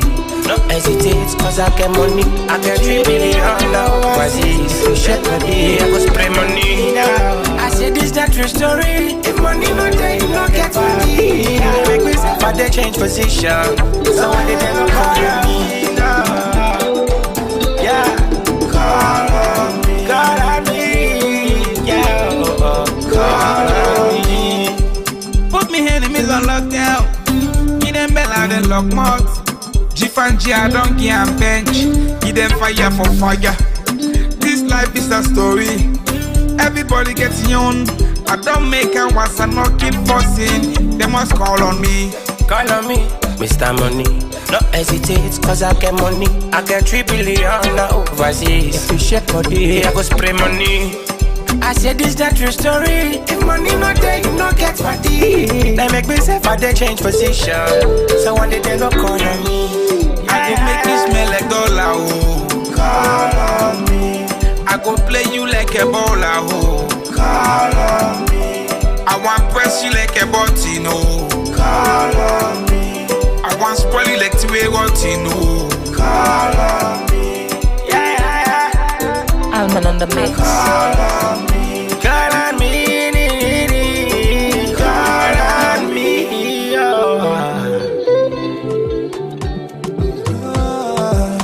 Oh yeah, call me Michael the Don. It's gonna make me the sing say. You be the woman where they satisfy me, yeah. And anytime I deal with you, I'm happy, girl, I'm happy, yeah. Cause they say love is blind, but I can see it in your eyes, in your eyes, in your eyes. Baby, that's why me I dey sing say. Anytime where I deal with you, I love it. I can't stop telling you, I love you. Every day for my life, oh girl, I want you. Let me be the one to stand beside you. Anytime where I deal with you, I love it. I can't stop telling you, I love you. Every day for my life, oh girl, I want you. Let me be the one to stand beside you. Let me be the one to, let me be the guy to treat you like a risto. Baby girl, I used to be for the vibe too, be for the run too, be for the call too. Anywhere you want to, baby you go die go. Baby you not fit to go. The place I feel so, feeling no go lie to. Listen to be right. They say love is blind, but I can see it in your eyes, your eyes, your eyes. Baby, that's why me I sing. Anytime where I day with you, I love it. I can't stop telling you I love you. Every day for my life, oh girl, I want you.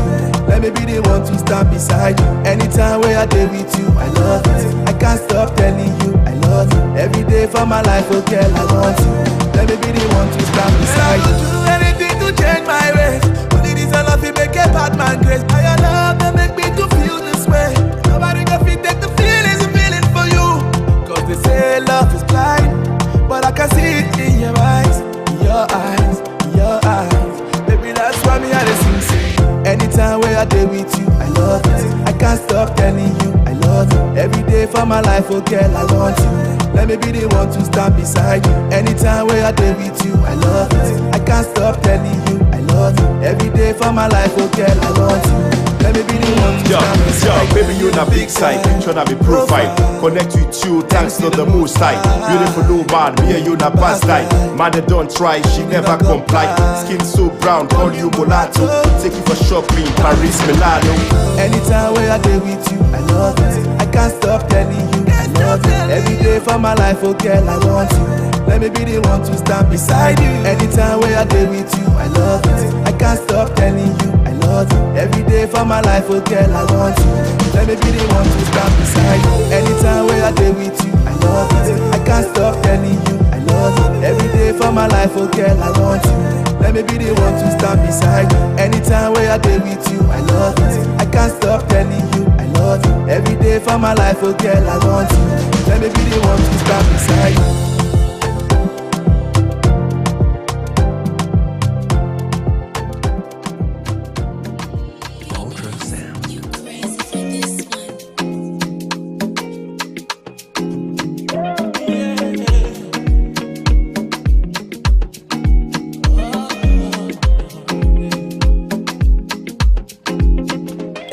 From the first day I met you, my baby, I not gonna lie, yeah, you got me feeling your vibes, yeah. And I don't know what you did to me, baby. Don't know what you did that I can't get you out of my mind, get you out of my mind.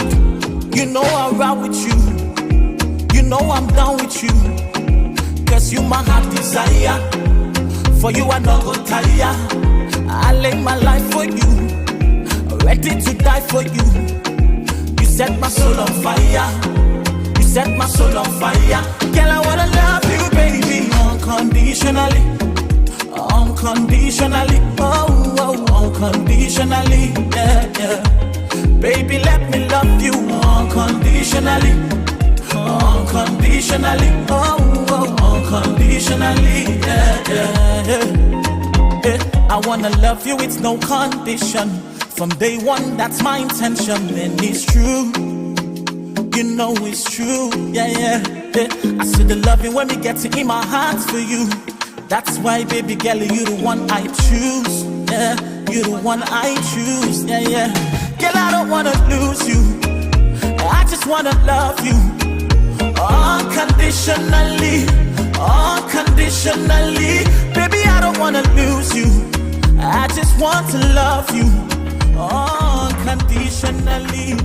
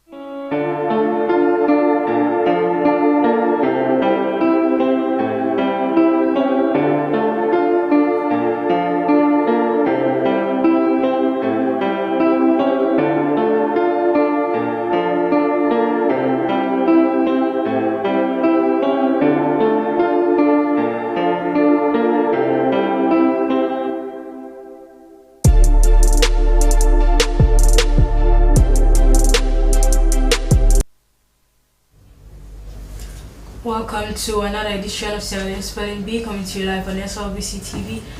And on today's edition, we'll be having a live orientation and a discussion program. So I'll let them introduce themselves.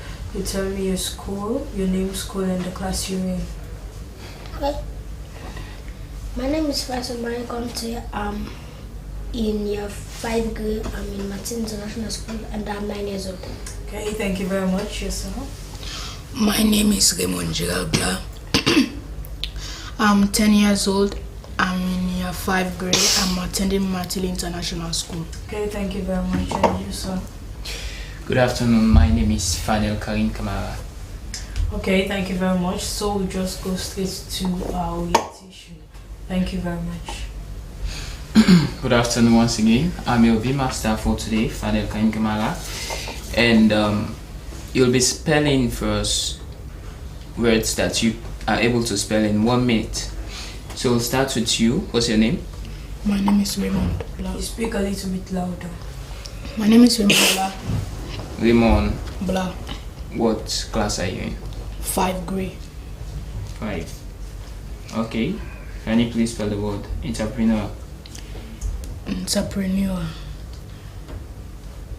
Capital ENTREPRENEUR. Entrepreneur. And that's correct. Spell the word judgment.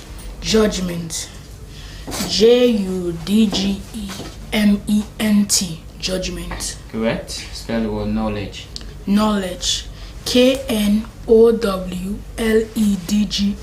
Knowledge.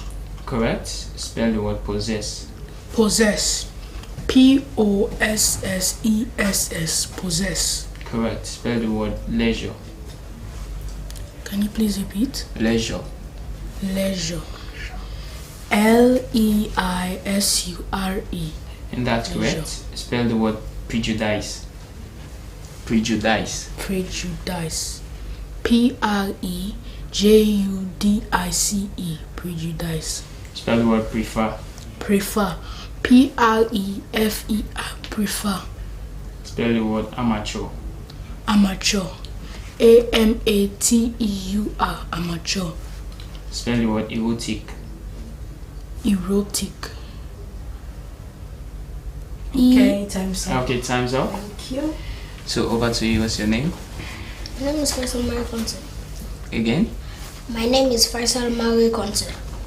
Marie Conte? Yes. Okay. So Marie Conte will be spelling for us.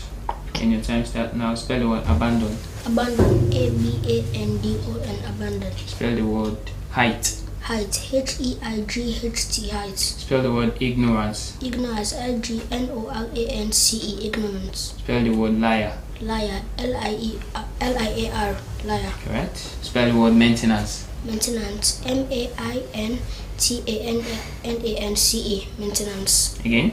MAINTANANCE. Maintenance. Mediocrity. Mediocrity. Can you please use this in a sentence? Mediocrity.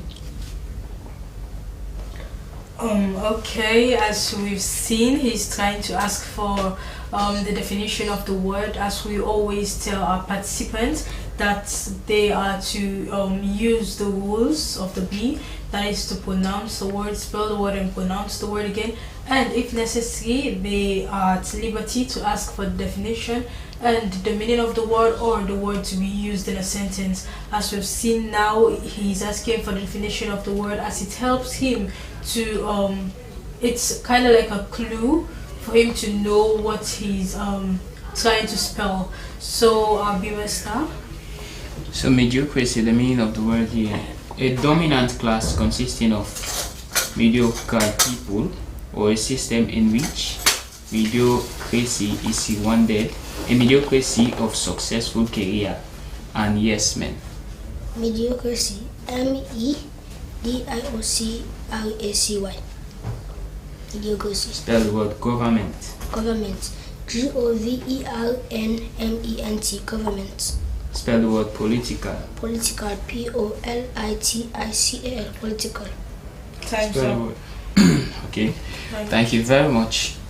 Okay, thank you very much to my B-Master and to our brilliant spellers. As we've seen, he used the rules to the B, that is to ask for the definition of the word. So we are going to have our next set of spellers, and we will continue with our orientation as usual, wherein they are going to spell. Today it's a little bit different because they are going to spell words. Any amount of words they can spell in 1 minute. And it's necessary also to ask for the meaning of the word to be used in a sentence, and if necessary, the origin of the word, as they are all available to them if they ask. So I'll just go now to my B-Master. And before I go there, sorry, you are going to introduce yourselves, the name, school, and the class or form you're in. Yes, ma'am. My name is Josette Bassi. My school is Fleming. I'm attending the Fleming High School. I'm in JSS 1A. JSS 1, thank you very much. Yes, sir. My name is Miracle James Kuma. I'm attending the St. Edward Secondary School and I'm in Blue. JSS 2 Blue. Okay, thank you very much. So you are going to spell in 1 minute. Are we okay with that? Okay, so I'll start with you, my lady. Father, is the time ready? Time start now. Okay, your first word is guarantee. Guarantee. Yeah, guarantee. G-A-R-A-N-T-E-E. Wrong. Your second word is foreign. F-O-R-E-I-G-N. Correct. Your third word is fluorescent. Fluorescent. Say it again. Fluorescent. Fluorescent. F-L-R-E-C-E-N-T. Wrong. Your fourth word is fascinate. F-A fascinate. F-A-C-I-N-A-T. Wrong. Your other word is colon. Colon. C-O-L-O-M-N. Wrong. Ceiling. Ceiling. C-E-I-L-I-N-G. What did you spell? Ceiling. And time's up. Okay, thank you very much. That was a good try. We go to our next speller. Are you ready? Yes, ma'am. 1 minute. Your first word is abandon. Abandon. A-B-A-N-D-O-N. What did you just spell? Abandon. Harass. Harass. Harass. A-R-A-S. Wrong. Ignorance. Ignorance. I-G-N-O-R-A-N-C-E. Ignorance. Lieutenant. Lieutenant. L-E-C-I-T-A-N-C-E. Wrong. Maintenance. Maintenance. M-A-I-N-T-A-N-A-N-C-E. Maintenance. Maintenance. M-A-I-N-T-A-N-C-E. Maintenance. Wrong. Maneuver. Maneuver. Come again. Maneuver. Maneuver. And time's up. Okay, thank you very much. That was a good try. As now we are doing the speed B, it's because we want to get them more glued and more focused to their spellings, as some of them are somehow lacking, and it is for them to know the seriousness of the B.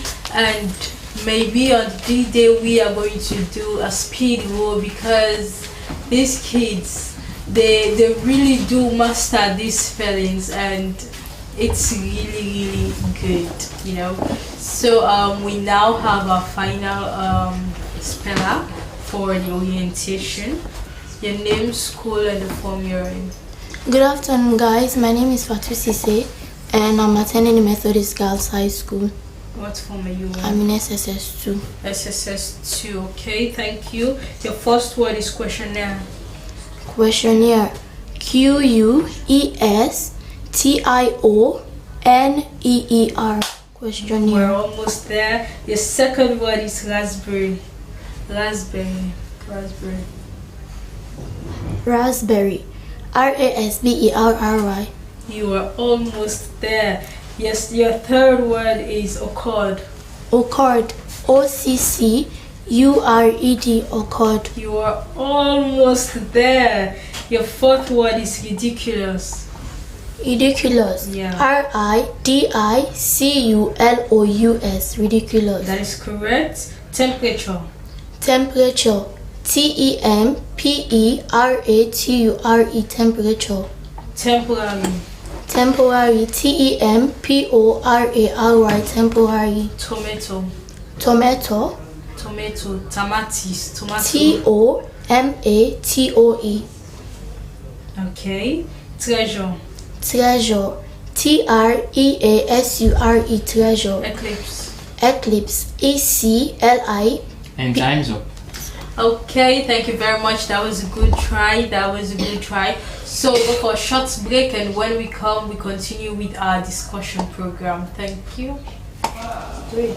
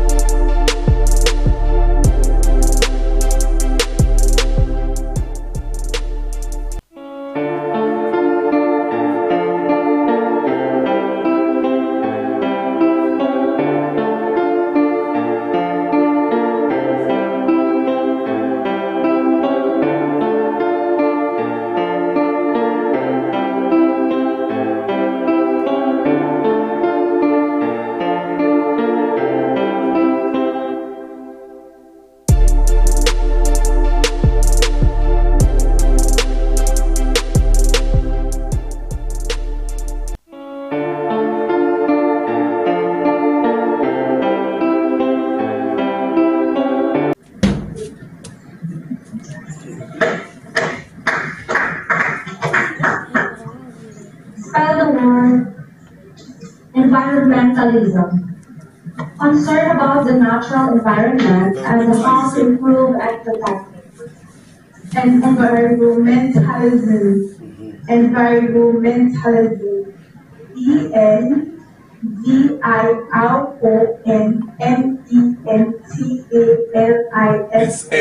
ENVIRONMENTALISM. Next, eco-municipality. It's a loyal government, a municipal or country government that has officially adopted a particular set of sustainability principles and has committed to a systematic participatory approach for the implementing them. Eco-municipalities. Eco-municipality. Next word,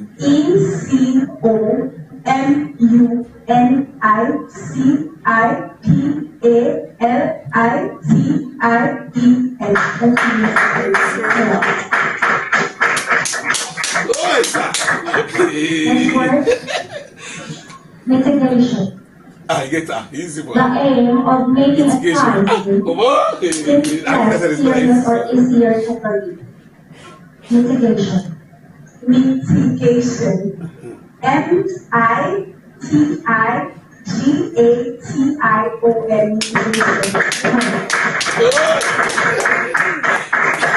So they make it easy.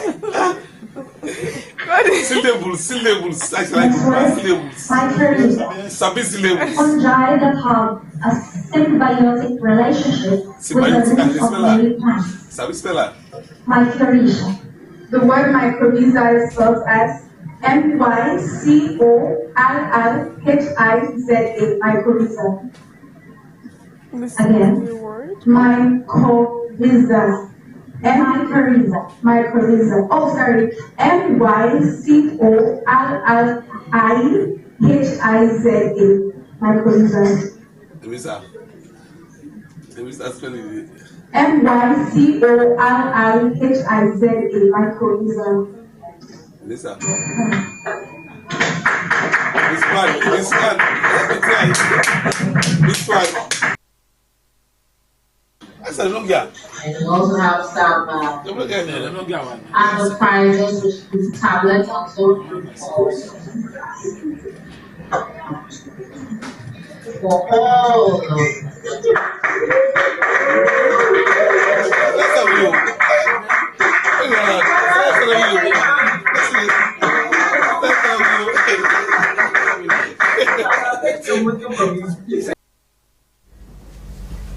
In case you're just joining us, this is Sierra Leone Spelling Bee coming to you live on Slbc TV.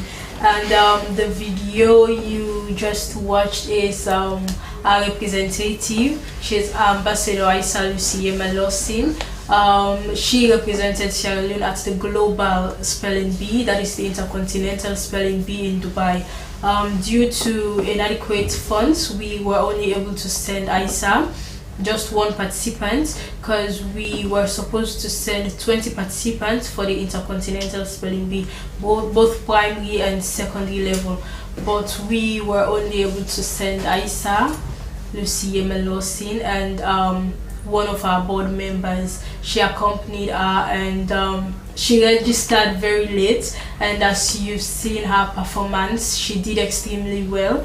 The first round she was given 2 words to spell and she spelled one correctly. The second she was given 4 words to spell and she spelled 4 words correctly, even though I would say she got the package very late, and when they got there it was very exhausting because they had to do different things. As she said earlier, as it happened 2022, it's still the same.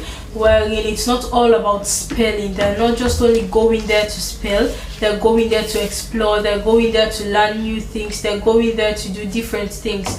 And yesterday they had a test they did before the competition, and after the competition they had other activities they are going to do, and the performance was extremely good as they started this 6 a.m. that is 10 Dubai time. So Fadel, I believe you watched the live.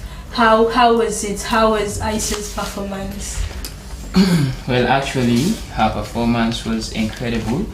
Sierra Leone sending 1 participant at Dubai to represent Sierra Leone. We are supposed to send 20 participants, in countries like Nigeria, India and other countries they send 10-20 participants, but because of lack of funds we are unable to send even 5 participants. So which is why we are lobbying to the government and some other local bodies for them to sponsor our program, for us to send some participants to represent Sierra Leone and the Spelling Bee. And our performance was incredible actually, and I believe we are going to win this particular competition again for the 2nd time.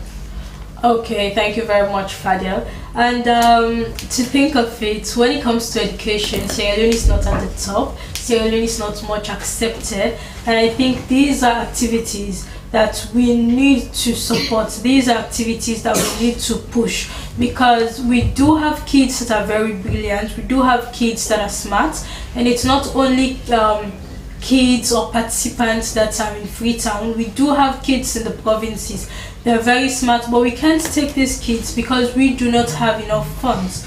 And November we also have an invitation to represent Sierra Leone at the African Spelling Bee competition that will be held in Nigeria in November.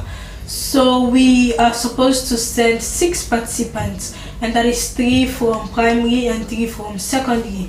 So we just hope we do get the enough funds so we can register these kids earlier, so they can get the list of words, because Aisa only got the list of words, I believe, a night before the competition. So she had to study, she had to go out to look for words, she had to go in search of words because she was not given the package, but still she did extremely well. So just imagine if the support came a little bit earlier, wherein she had time to study, she had this list of words, it would have been more amazing than this one.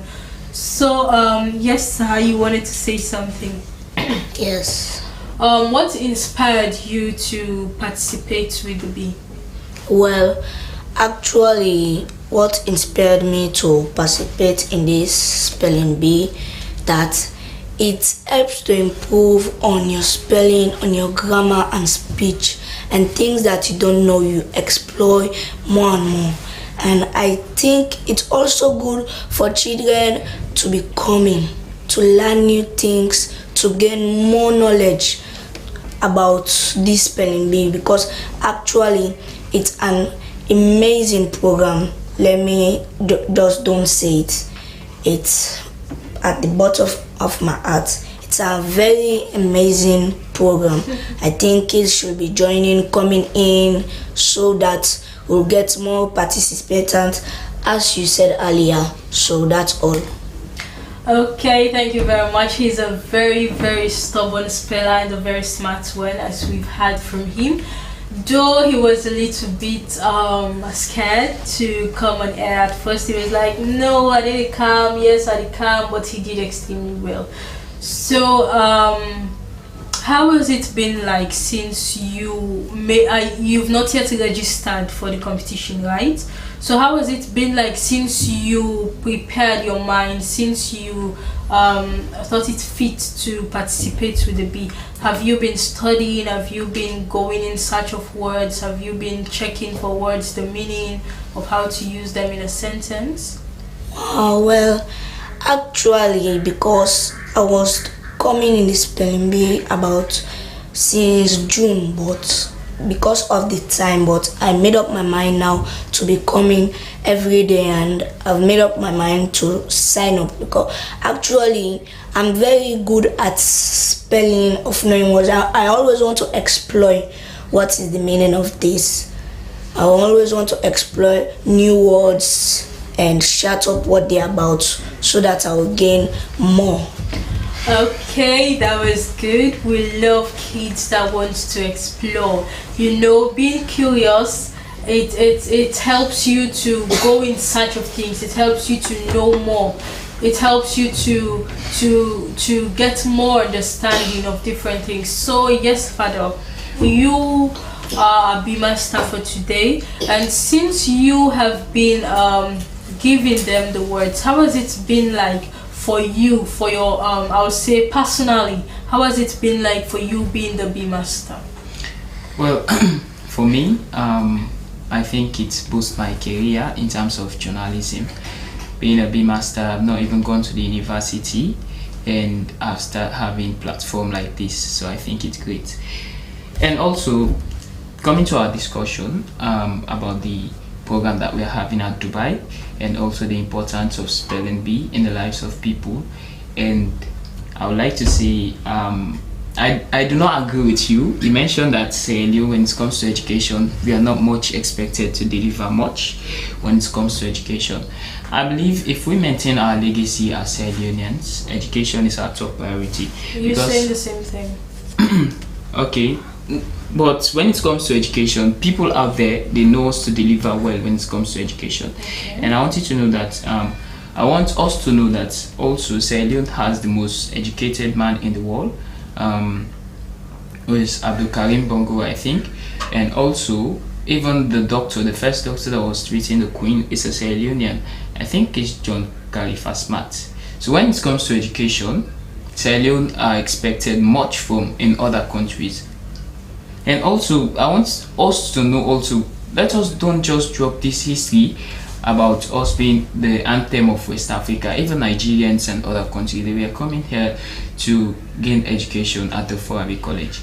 But, okay, you know, because of the situation of our country, now even the FBC, the paper that you graduate is not much expected in these offices that you want to apply, maybe except you have another international certificate. Okay, thank you very much.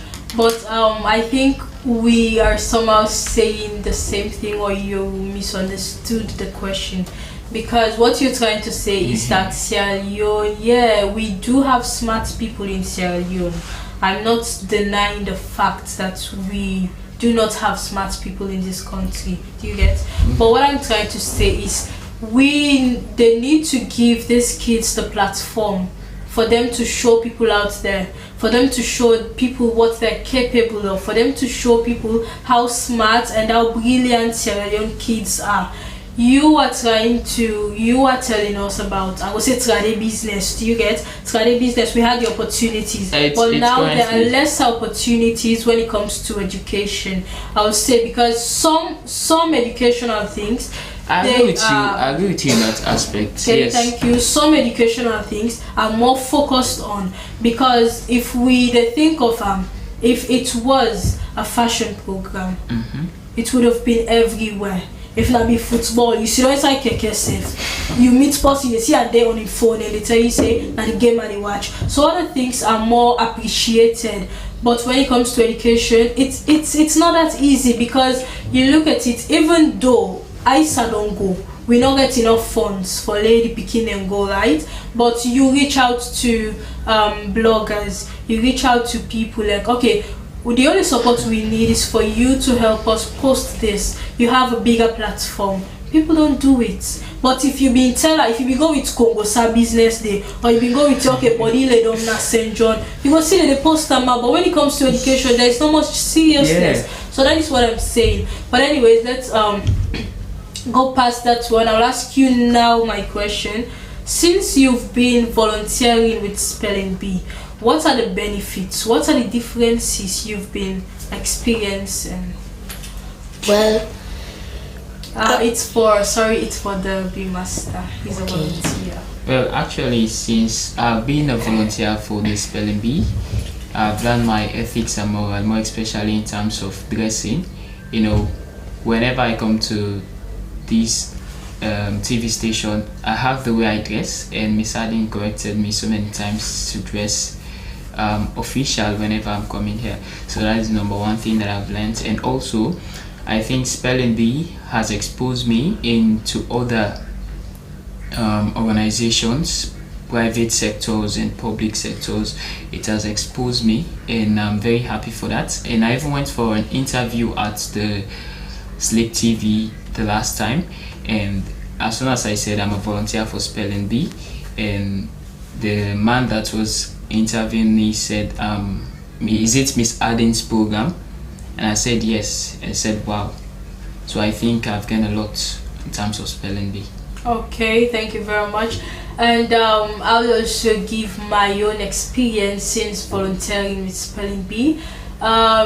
Since I started volunteering with Spelling Bee, it helped in my vocabulary, it helps with time management, and as Fadel said, it helped with my dress code, because some certain side and you go right, because Spelling Bee, it's not all about spelling. So certain offices then you go there, you dress any kind of way, people don't talk to you, people don't allow you in their offices. At times, so say you not dress decent, and security is talk to. From security first, they begin disrespect you.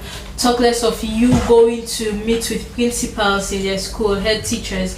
You need to gain confidence in yourself. That is one. You need to know a lot about the organization. You need to know the background of the organization, because you have to convince that principal the need and why is it necessary for their school to participate with the bee, because it's very tough. Principals like you come with different questions, and more especially dress really good, it's going to be an embarrassment for you.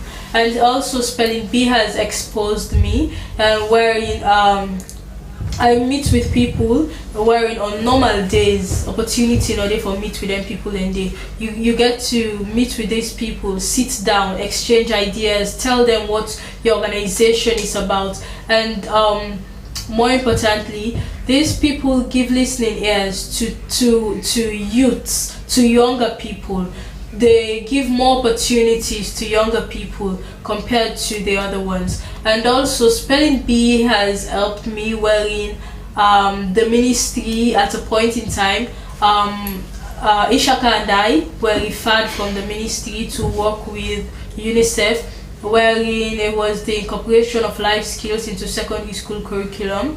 And from UNICEF we went to other seminars that was really helpful, because the life skills, it's not only about them talking. We had to do a presentation wherein it was how you communicate with someone, you put yourself in someone's shoes, empathy, different things we discussed about. So spelling bee is really an interesting program. It's not only beneficial to spellers, it's not only beneficial to participants, but it is also beneficial to the volunteers. That is, if you want to make this or if you want to take this opportunity to improve yourself, the platform is there for you, because we encourage anybody. You want to be a volunteer, you want to spell, we encourage them. And we are part of the African Spelling Bee Consortium, where in every year we are expected to send 6 participants, and every year host the spelling bee competition in different countries. And I believe in 2018-2019 it was the first time we sent 6 participants to Uganda for the African Spelling Bee, wherein they did extremely well. And 2022 we were able to send just 1 participant again to the Intercontinental Spelling Bee, wherein she came first. She was the winner for a category, and that was good. So yes sir, since you decided to register with Spelling Bee, what are your expectations for the competition? What are your expectations? Well, my expectation for the spelling bee is that I gotta build up my confidence, because that's number 1. But my first priority is God, because in everything I do I put God first. Then after I build up my confidence, I have to include studies, because if you are studying, because in the Bible they said study to show as thyself approved. Yes, so my expectation. So what's your expectation for this competition currently at Dubai? Well, actually I'm expecting to let Sierra Leone, some of the volunteers that we have sent to Dubai for the competition, I hope that we'll take the first lead. Yes, not only for now but for ages too. Okay, thank you very much. And that is why we are doing our orientations every Saturday, for them to gain confidence in themselves, for them to be au fait with the rules and the rules and regulations to the bee, and to know how the spelling bee is going to be like on the D-Day. As we always say, at first, before we started this orientation, we do have some kids panic, they cry, because they are not used to standing in front of crowd to express themselves, to say something. Even most of the time when we do have our first orientation, they are scared. It's not that they don't know how to spell these words, they know how to spell it, but they're only scared, they are afraid, stage fright, because they've not been on TV before. But you see, the next Saturday they come, they do extremely well, because they're already used to it. And we do encourage them, we tell them, just pretend you're just sitting here and there's no camera, there's nobody looking you, and this is just an orientation, it's not a competition.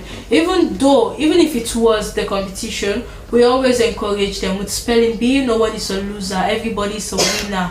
for the fact that you ready for come participate with the B, you are a winner. So Father, do you have anything to say before we end? Well, actually, yes, I have something to say. Okay.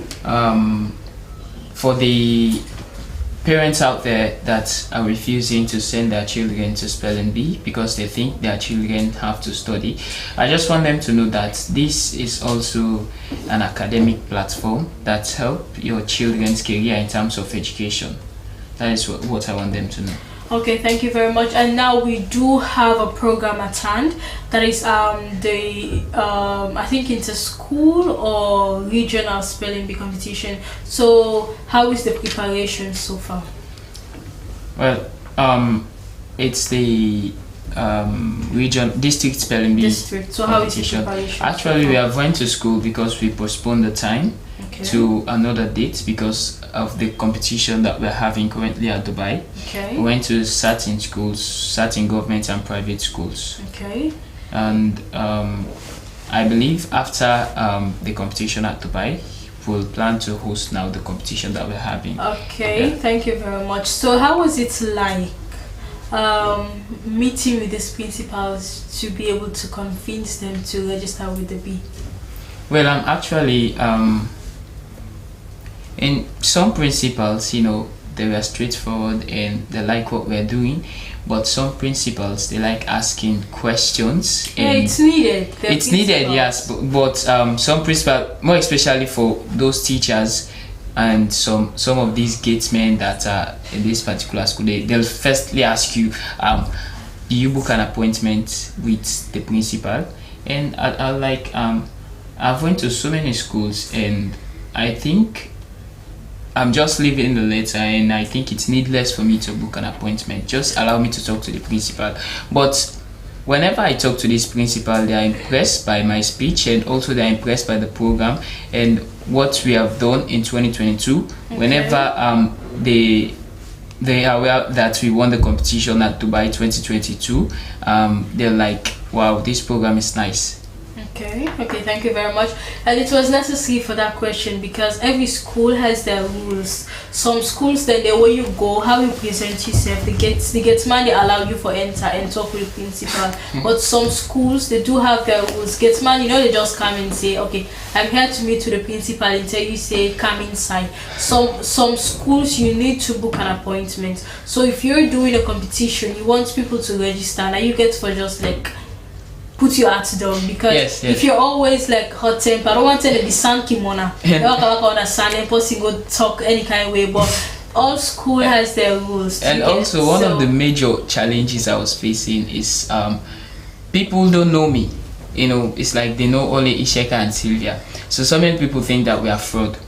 Yeah. And why? Because we have been going to schools, we have been meeting with these principals, so for them to know it is Sierra Leone spelling bee, they needed to confirm. Because if you notice, most of the time, any school the moment you leave that school, they are going to call Mrs. Harding and they're going to ask her, did you send this person to our school? If not, they do not register. But if Mrs. Harding sends them to the school, you see the next Saturday they're here with the participants. So because we have reached to plenty schools, we've already convinced them, and the achievement it triggers the principal to register their school, because everybody likes success. Everybody wants for the school they're up there, and they're registering because they want to gain their confidence in their students. They want to sell their school, and even though they begin and they go, okay, if they have the opportunity to represent Sierra Leone, they are going to represent the country and they are going to represent their school, because over there, what did they say? They say Sierra Leone, but when they come to this country, they're going to say it's the international, it's the St. Joseph's School. Do you get? So everybody wants to promote their school, everybody wants to put their school in the limelight. So yes, sir, you just give us your final word for today, Askela. Yeah. What do you want to say to your fellow kids out there, to parents? My final word out there to parents all over in the country is that send your kids to this spelling bee because it actually help in gaining more. Because some parents might think that no, it's not a better program, it's just like a fun activity. Yes, it's fun when spelling, but again, it must be, I'm not forcing any parent, but it must be a thing to send your kids to come, because if your kids come, then actually the two place on the competition, then they came first, you'll be actually very proud of them. Okay. You said it, that's my kid, so you see, so that's my final message. Okay, thank you very much. Everybody has the equal right to express him or herself. I was not even expecting him to say something, but after the orientation, he was like, I want to say something. And after everything where you say, you must speak 1 or 2 cents inside it. He's encouraging students out there, he's encouraging parents. Have confidence in your kid. You need to boost that kid. Some certain parents, they're like, maybe can go sabi spell, maybe can go able spell, maybe can go able to before crowd. You don't need to cry that child down. You need to boost that kid up. That kid is small. You are the guardian. If you know the pusher when it comes to education, that kid know they ever get confidence in himself. You don't notice say if in day outside, if you go self per conference, and they find it very difficult for say something. Not to say at times you go know something for say. You go get an idea for say, but you go see and say, hey, something a big full of a team up for talk. People then will laugh waiting I will say. Where a lot of times they do have potential, they do have a lot of things to say that is meaningful, that is brilliant, but they can't say it because they are not used to express themselves. So yes, Father, you have your final word for today. Yeah, well, it's like today I'll be having 2 final words to say. Well, I'll also like to say this to the government and also some local bodies. Please, we need sponsorship because this program that we're doing is for national level, and when we go at international level, it's for the country. Please. Okay, thank you very much, Father. And my own final word is we will continue to encourage parents and schools, institutions to register with the bee, as it is a beneficial program, and as we've heard from the bee master and the participants, it helps them greatly in the academics. So nothing can say because exam they can hear or this or that, because most of the words we give these kids, it is part of their school curriculum, and most of the time we do not give them the list of words before they register. After they register, we give them the list of words, and most of the time the parents, the kids, they're scared saying, Auntie, it's my first time, I haven't registered yet. But we always tell them it is part of their school curriculum, and if they register with the bee, it helps them. It's brightens, so I would say it widens their horizon, as in they go in search of words, look for the meaning of the word, how to use it in a sentence. It helps their vocabulary, it helps them to use a sentence well. Person who use big English, but you begin to doubt what it say. But anyways, this is where we end the spelling bee. So special thanks and appreciation to the management and staff of Slbc TV, our studio operator, our cameraman, our students, the caregiver, our bee master, and to me represent. We say thank you till we meet again next Saturday. Ta-ta.